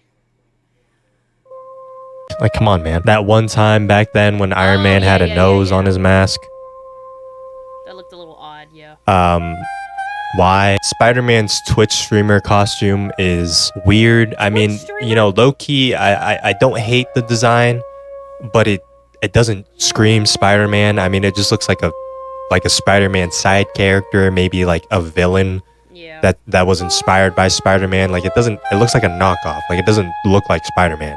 It doesn't look like something he'd wear. It's not even using the same color scheme that, you know, would be synonymous with Spider-Man. I'm not gonna lie though, this art kind of goes hard. I fuck with the eyes. That looks dope. But yeah, as a Spider-Man design, this thing looks like ass. The 90s were a wild time because they gave us a lot of horrible redesigns of iconic characters, like this suit of armor that Captain America wore during a time that his super soldier serum wasn't working. Why is it so bulky? I don't understand why they have like this nose thing, like a ski mask type of design going on there. It looks horrible. At that point, you know, if you're just gonna cover the nose and show the eyes and everything, you might as well cover the mouth while you're at it. Like, I don't understand. Like, you're telling me this dude doesn't have his serum powers anymore, but he's lugging around these giant ass shoulder pads, fucking scalloped potato looking ass shoulder pads, bro. The horrible Wolverine redesign from when he turned feral after getting his adamantium ripped out of his body.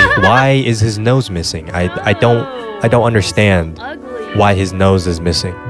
He's supposed to have a great sense of smell, and he has no nose. Like, what the fuck, man? The infamous Invisible Woman boob window costume. The idea that, you know, the 4 is just cut out to show her boobs is hilarious. That's just so stupid. And this was okay, not gonna lie, I kind of fuck with the sexy Invisible Woman outfit. Just me. just used as an excuse to introduce Malice, which is like an evil alternate ego that she has. Was that really necessary to, you know, create an outfit like that just to introduce an evil version of her? Why did, you know, that I just felt like that was kind of unnecessary. And I just feel like it was gooner bait, really. What was the point of that? The unnecessary Doctor Strange redesign that just makes him look like Keanu Reeves. What was the point of this? You know, the design is not inherently bad in itself, but as a Doctor Strange outfit, this is horrible. This doesn't look like something Doctor Strange would ever rock. It's not eccentric enough for him. It just looks like he's trying to be edgy, which is why that's not something Doctor Strange should be doing. The 90s were just a wacky time, honestly. This edgy Thor redesign. If I took out his hammer and I showed you a picture of this guy, you would have no idea that this was Thor because it looks nothing like anything he would ever wear. When I think of a god of thunder, a warrior prince who hails from the magical and majestic lands of Asgard, home to a fucking rainbow bridge, this is not at all what I would picture him wearing. This looks stupid. Hey, I'm Yucca the Clown. What's your name? I'm Thor, the god of thunder, the son of Odin, wielder of the lightning. Whoa, do you make that outfit yourself? Thor cannot reveal who made the armor of the god of thunder, mortal. You're retarded. This looks like a shitty 90s Image Comics character. And who could forget that one time Wasp turned into an actual bug? What an epic design this was. The 90s were just so awesome. A lot of good redesigns in the 90s, I think. Why is she pink? That you couldn't even get the color scheme right. If you were gonna actually turn her into a bug, shouldn't she be the color of a wasp because her name is Wasp? That is true, yeah. Bro, what? Yeah, it makes sense.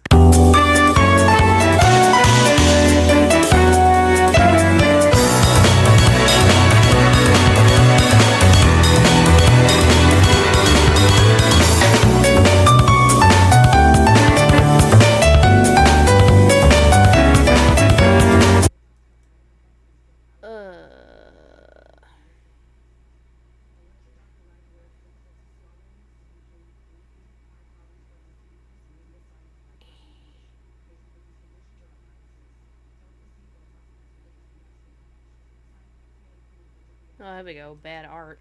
Bad comic art. I understand that creating comics isn't an easy process and that deadlines need to be met, but if a large corporation that specializes in graphic novels is making a graphic novel, then I would assume that the art would be good. You would think that comic book companies like Marvel and DC would only hire the most talented artists to handle their beloved IPs, but no. Like, I get that some artists aren't for everyone, but these works that I'm about to show you are genuinely awful. Like actually stinky. These are supposed to be professionals, yet I've seen better drawings on DeviantArt.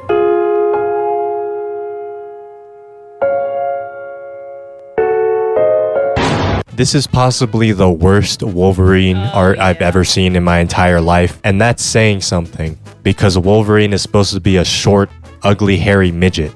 And somehow he's made him look even worse. Hey, who you calling ugly, bub? Oh, hey, listen, Wolverine. I thought you were supposed to be ugly, man. I didn't know you had... Yeah, Hugh Jackman has entered Damn. the chat. Whoa. Shit, man. Why does his cowl look like that? It looks like someone took their Batman cosplay and tried to turn it into a Wolverine mask. Why are his proportions like this? The funny thing is, this cover is so bad, it probably off-put a lot of people from actually reading the story, but the actual art inside of the book isn't even that bad. Speaking of terrible Wolverine art, we have Frank Miller. Where do I even begin here? This is...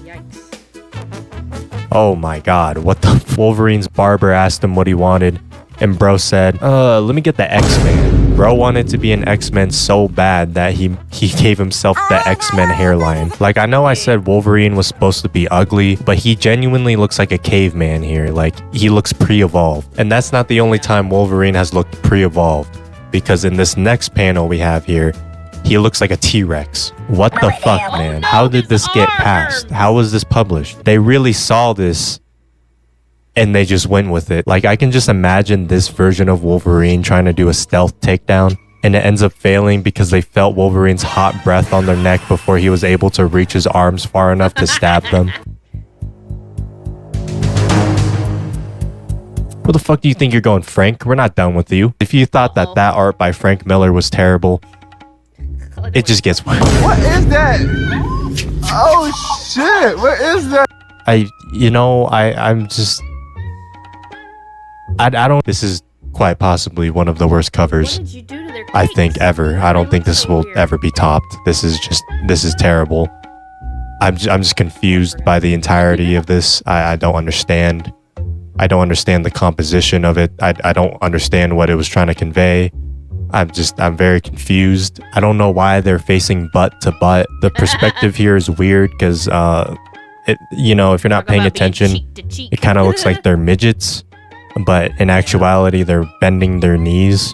I'm assuming that's Superman. I don't know why Superman has purple leggings, no cape, and a ponytail. That is quite an interesting character design. It's one thing to have terrible character design, but to also pair that with terrible artwork is very bold, I must say. Why does Wonder Woman have braids? I don't get that. She's rocking that weird white hippie girl hairstyle. She also has the manliest jawline I've ever seen in my entire life. I mean, that shit is like handsome Squidward. That shit looks enchanted, bro. She truly looks like she was chiseled by a god, because that jawline is insane. I'm glad that Superman doesn't have a cape on this cover so we could see how cheeked up he was.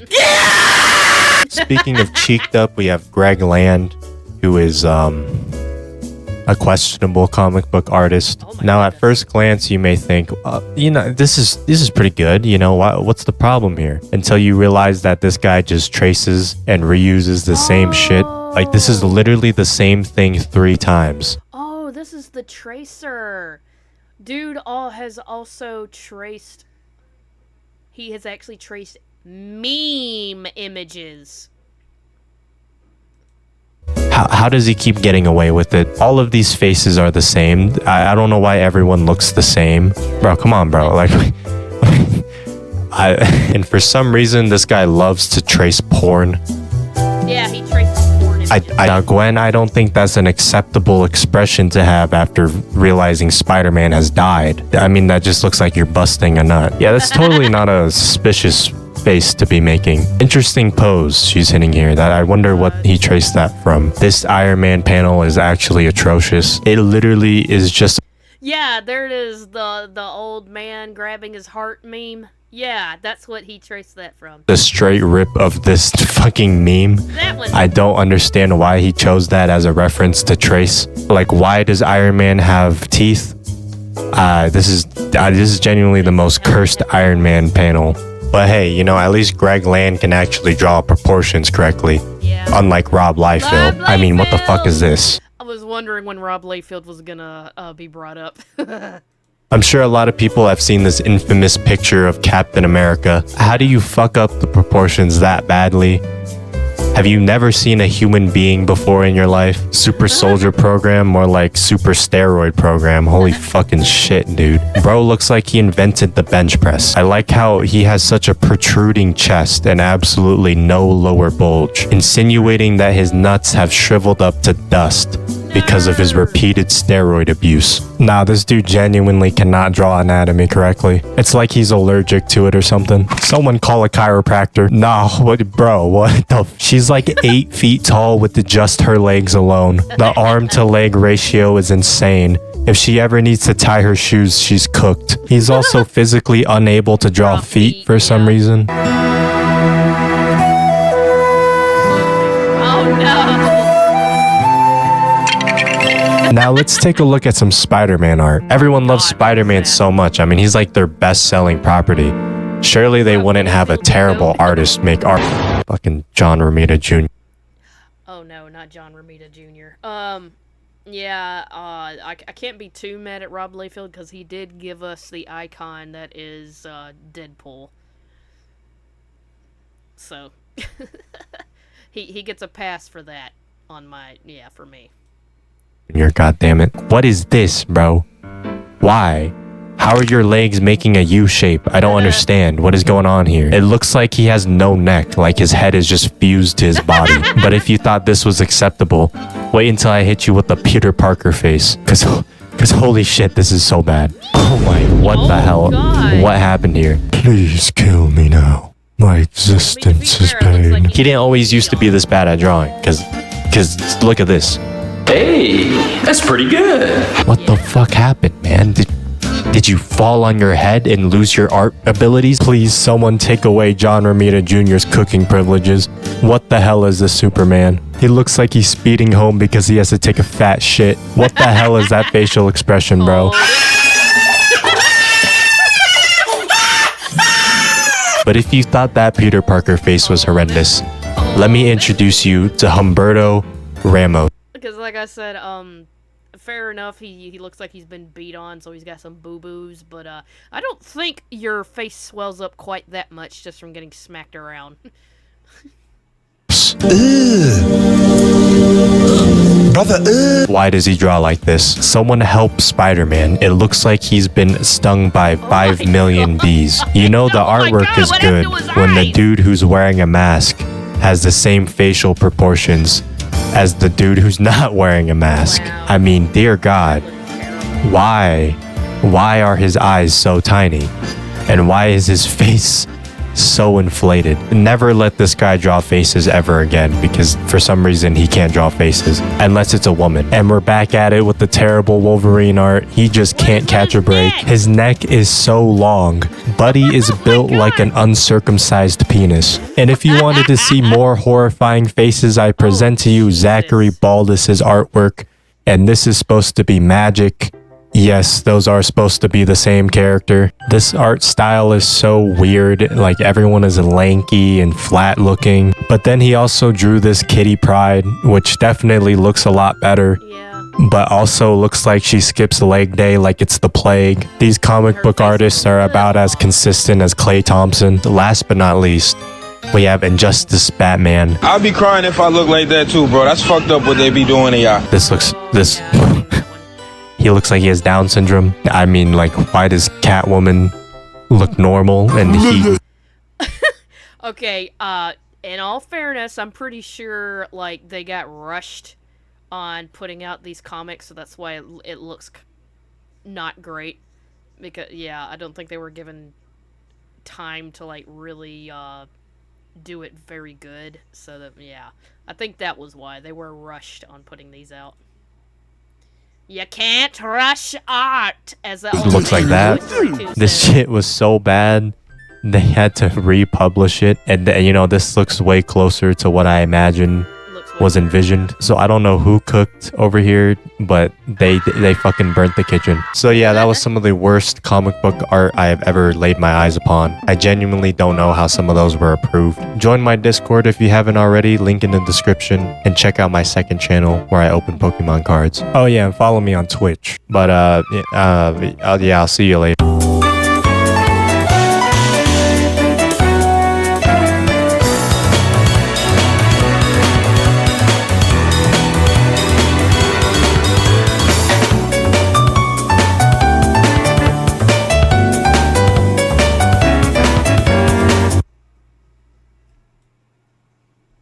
know what? I might just sub to this guy because I like his sense of humor. I like his little edits. He's got that ADHD editing that I like.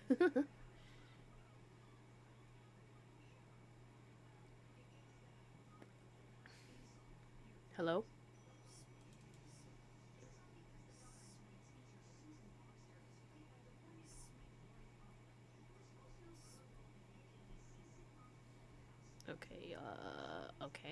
Okay.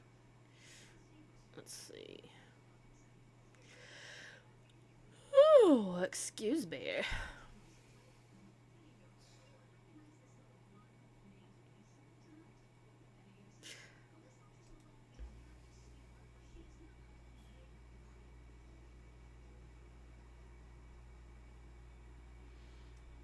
This video is sponsored by Surfshark. Welcome back to my channel. I know it's been a while since I uploaded, but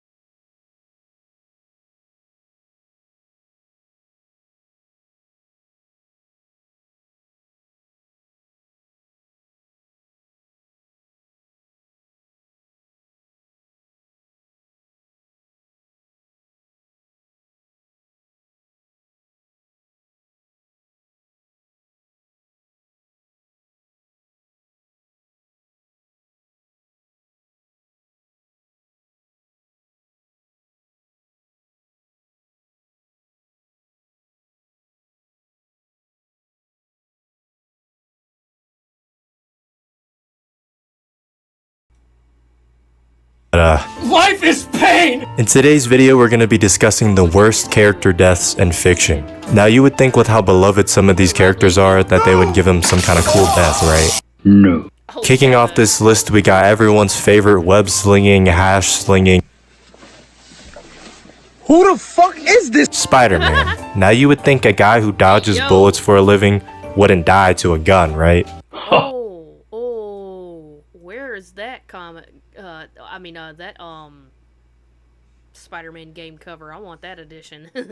Now, you'd be wrong because he's actually died to a gun twice. Now, if you thought that was stupid, wait till you find out that he's actually died to an angry mob before. And by angry mob, I mean just like normal ass citizens. A superhero who has enough power to kill a person with a single punch died to the hands of an angry mob in an alternate timeline. You're telling me this guy got overpowered by angry citizens when he could have just left. He could have just brushed them off and then left. Yeah. He could have just fled the scene, but he allowed himself to get beaten to death by normal people. What the hell what are you doing, bro? You know the Sinister Six? 6 of his villains that want to kill him? Now times that by 2, we got the Sinister 12. 12 of his villains that want him dead. And they failed. But normal humans, normal ass people killed him. Okay, bro. Personally, I wouldn't let that happen. I don't understand why he didn't just hold his punches or something. This dude literally fights normal people all the time. But for some reason, he just gave up. Why? Dude, you have family and friends that you need to look out for, and you just let yourself. Made some adjustments to my suit. Feel like it's a little more appropriate. Let's go. Next up, we have every villain from the Raimi Spider-Man movies. These dudes all just died because of their own actions, which is just, it's just embarrassing, bro. You're the big bad of the movie and you end up dying because you made a mistake or you just did a dumb decision. How goofy do you have to be, man? Green Goblin was just oh, and then fucking died to his own glider. Yeah. Oh my god. He didn't even attempt to dodge it. He was whatever, fuck it. Next up, we have Doc Ock, who sacrifices himself to destroy the energy device he made. Now, it just seems very out of character for Spider-Man, a hero who pulls his punches and doesn't kill, to just be oh yeah, you know what you have to do, Doc. Go kill yourself to save everyone. I guess he just didn't care enough to save Doc Ock. He just, you know, whatever. Let him go take care of it, I guess. Yeah, but if he dies, who gives a shit? Okay. What a hero. What a hero, Spider-Man. You're such a hero. And then Spider-Man 3, he fucking blows up. He fucking blows up. He blows up. He did not blow up Eddie. He was trying to blow up the symbiote and Eddie jumped into it. He was not intending on killing Eddie. like I get that he didn't mean to like blow Eddie Brock up himself. He was only trying to blow up the Venom symbiote. But like, you know, this dude is so attached to this thing. You could have easily webbed this guy up or something, like, so he couldn't jump in to the fucking explosion. But I guess that just slipped his mind. What a great hero you are, Spider-Man. You're amazing, man. Speaking of Spider-Man movies, I recently wanted to rewatch all of them, only to find out some of the movies were blocked in my region and exclusive to other streaming platforms. It's a hassle to buy DVDs or subscribe to multiple platforms just to watch the movies I want. But luckily, thanks to the sponsor of this video, Surfshark VPN, I'm able to change my virtual location and access the movie catalogs of other countries. Your online data between your to worry about.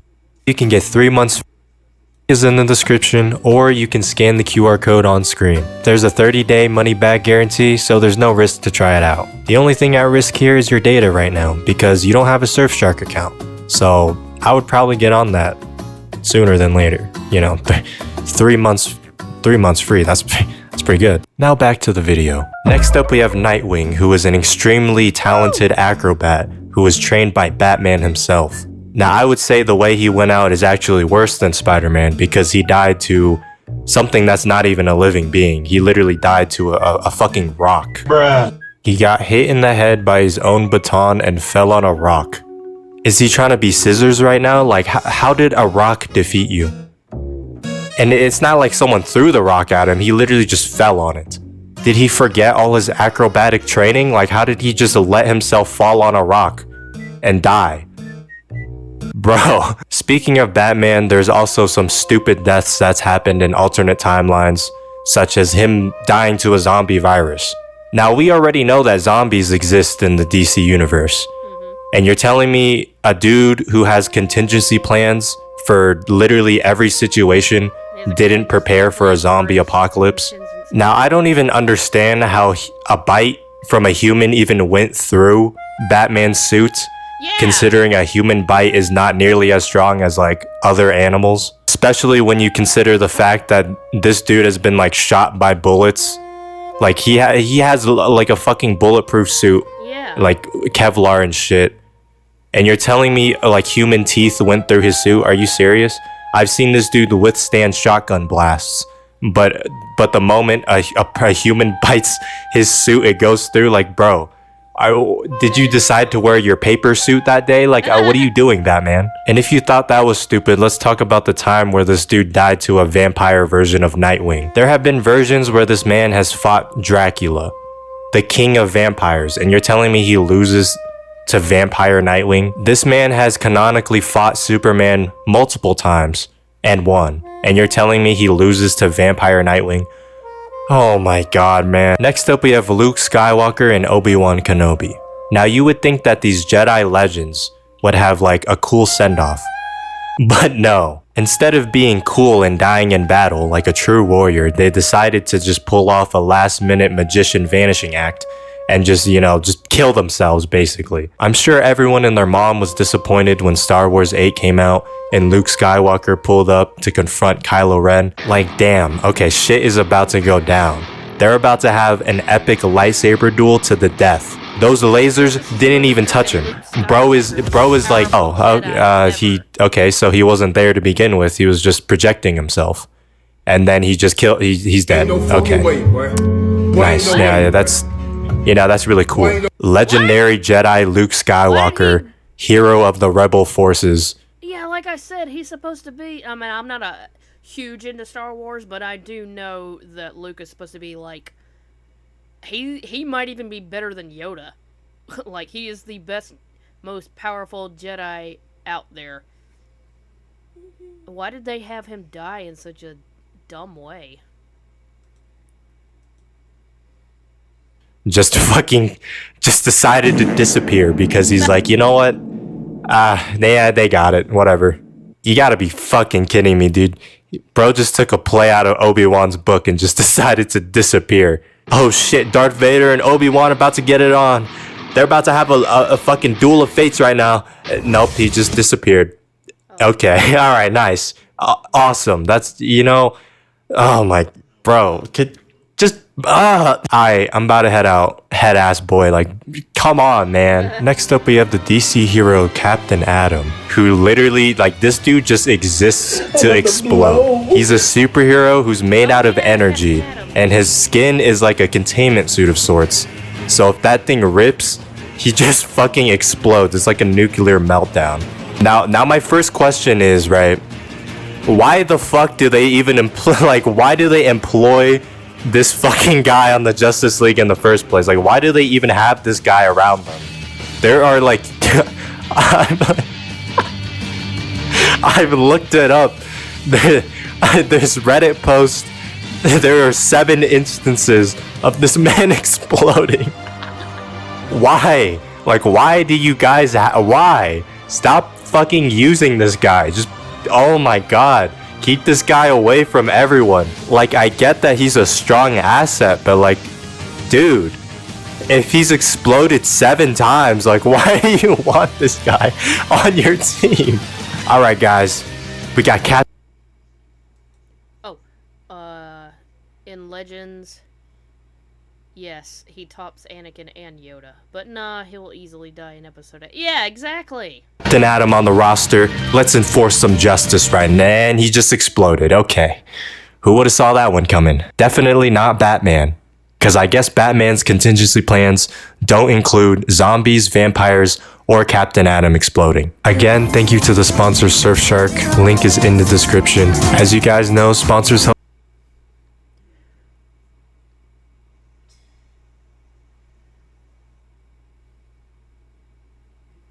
Alright, let's see what's next.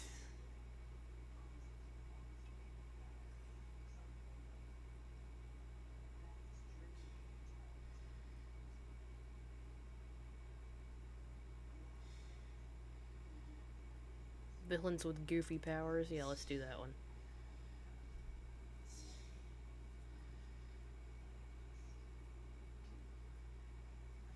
Welcome back to my channel. I'm your host Izon, and today we're going to be looking at the goofiest villains in the history of Indie Bininging. Indie Bining. Goofy villains. We're starting it off strong here with the first villain on our list, and his name is going to be Codpiece. He has a penis cannon. A ballsack blaster, if you will. Now you may be wondering, why did this guy weaponize his wiener? Well, to put it simply, a girl in high school told him that he wasn't big enough. I guess listening to Juice WRLD and dedicating your life to the gym like a Sigma male wasn't enough for him to cope. So like any logical man, he built a high-tech cannon strapped around his fucking cock and balls. He uses this weapon to rob banks. And he only appeared in one comic. Gee, I wonder why. This guy is amazing. Like, they should have used him for the fucking... Honestly, that's probably why the DCEU failed. You know, it's because they didn't have compelling villains like Codpiece. So yeah, anyways, what'd you guys think of my cover of Juice WRLD's song? It was pretty good, right? Well, you know, I don't mean to toot my own horn, but I actually do make music myself. She took me by my hand and said let's dance the pain away. The way her body moving, she don't even gotta say. We grooved all through the night, I rocked her body till the day. You need a cooler bay, I got a crystal you can stay the night. I'll make you feel alright. Please don't lose your love, please don't lose your love. Stay the night, I'll make you feel alright. Please don't lose your love, please don't lose your love. Anyways, if you fancy the song, the link is in the description. Add it to one of your playlists or something. That would be cool. Also, if you would be so kind to follow me on Instagram, I want copious amounts of followers just so I can look cool. Anyways, back to the video. Next up, we have Egg Foo. That's gotta be racist, right? Like, what is... He is a Chinese communist agent who is shaped like a fucking egg. 雪花飘飘，北风萧萧。 This guy is actually low-key a menace because he fucking killed Wonder Woman. That's right, a Chinese communist fucking Eggman murked Wonder Woman, one of the strongest heroes in the DC universe. He literally blew up a god with a missile. What the what? This guy would have been a pretty cool villain to see in the Wonder Woman movies. Unfortunately, they decided to choose lame villains such as Ares, the god of war. Like who the hell? Who cares about Ares? Egg Foo, man. Like, you should have picked Egg Foo. Like, rich businessman Pedro Pascal. Like, who cares about that guy? Fucking Egg Foo. Egg Foo would have single-handedly saved Wonder Woman 1984. That disaster of a movie. Oh my god, bro. Oh, hell no, man. What the fuck? And if you're wondering how Wonder Woman came back to life, well, her mother gathered her remains and then used a fucking ray beam to bring her back. Bruh. I don't know, comic books, man. Yeah. And if you're wondering what this guy's powers are, he doesn't really have any. He's kind of just like a normal person. But he looks like an egg. That's hilarious. Wonder Woman died to an egg. That's embarrassing, bro. It's probably because she's a woman. Hey! Next up, we have My Condiment lawyer King. advised me not to finish He that. is exactly what you think he would be. A fucking loser retard. He just shoots condiments at people. Oh my gosh.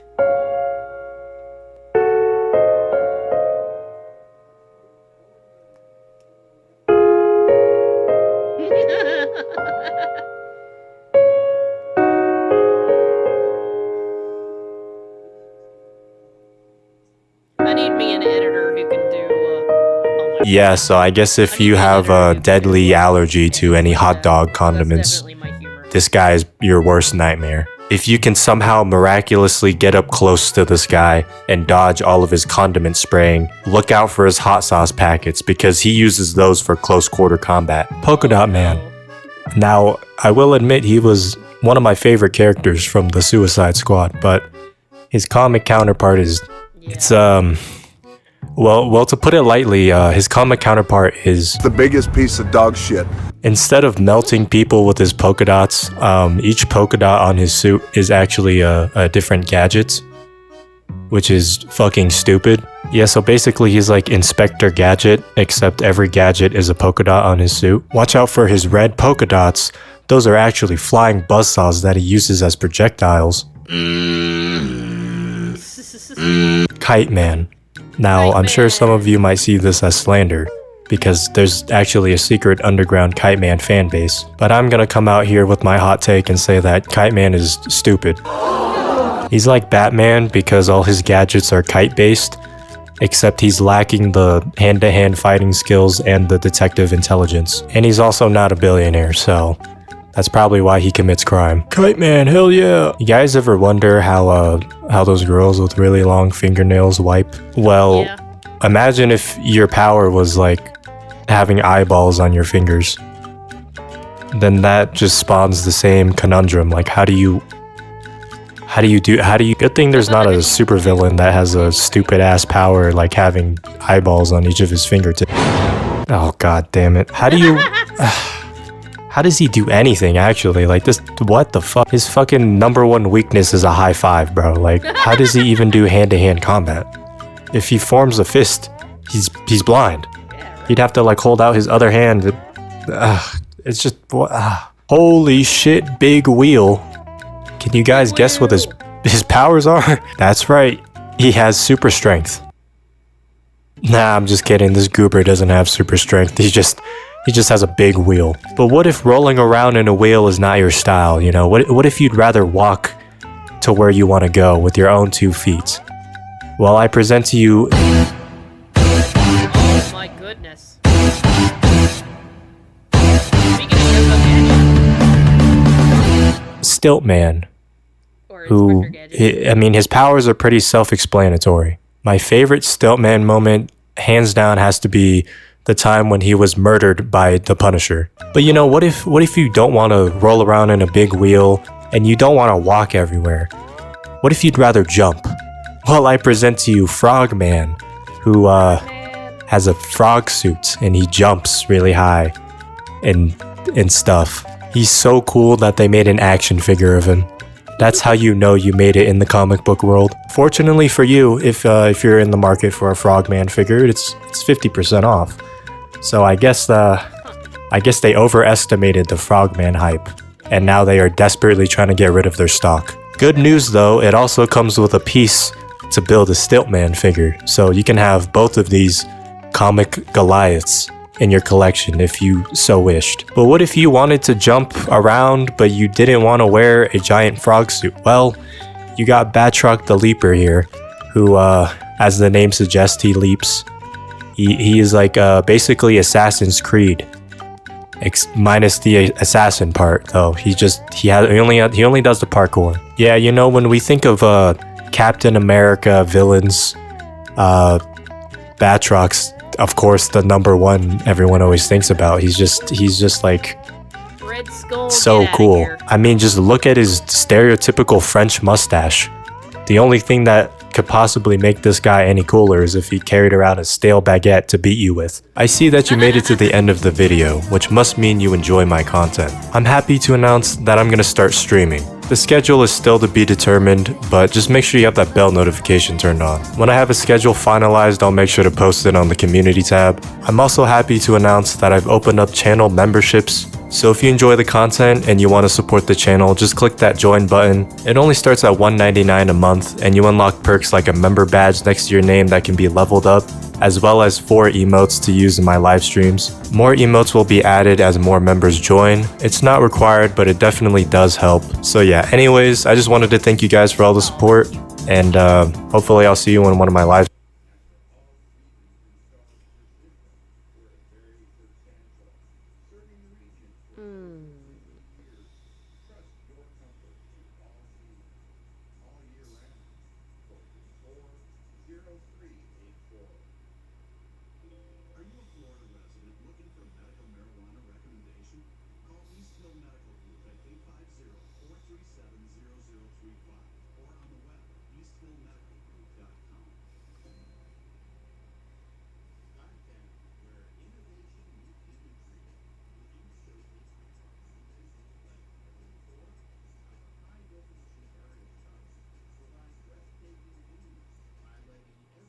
That's clickbait.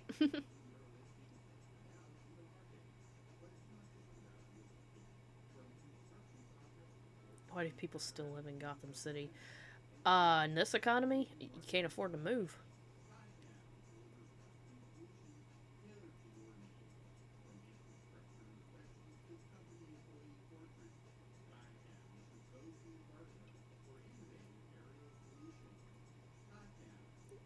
Iron Man is actually kind of evil. Huh?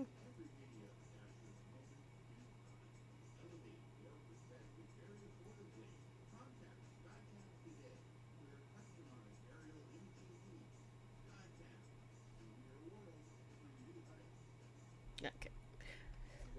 Oh, well. It's getting late. It's been a little over 2 hours. I'm just gonna go ahead and call it. Let's see.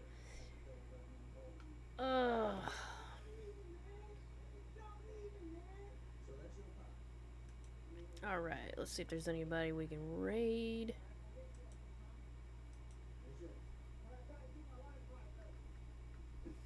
Oh, you know what? Let me check something real quick. And then if not, we'll go ahead and call it.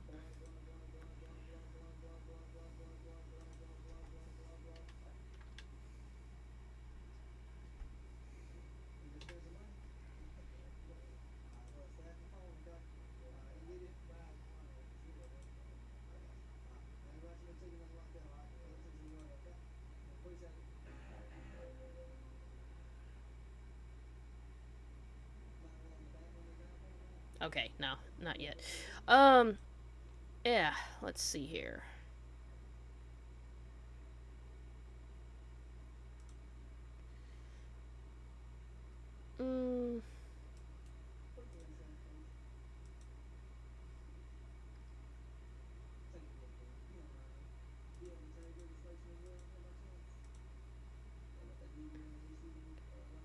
Ugh.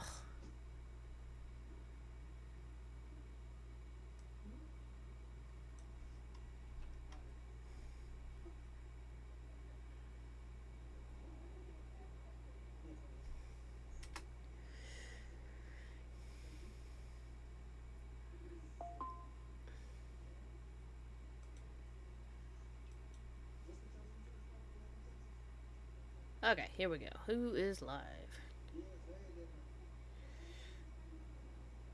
Your first normal run, and then after you beat your first heroic run, you can... Oh my god, shut up, autoplay video thing.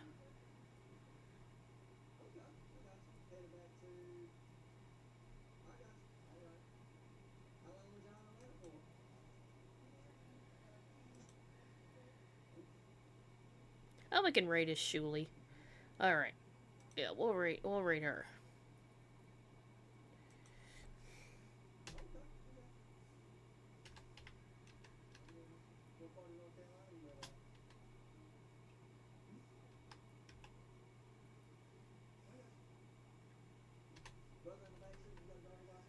Itsuli.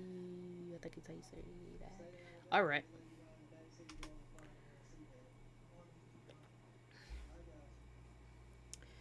Okay, guys. Thanks for this, downgraded, stream. Please do, bear with me until, you know, I get my main PC back. But I love you guys, and I'll see y'all in the next one. Bye-bye.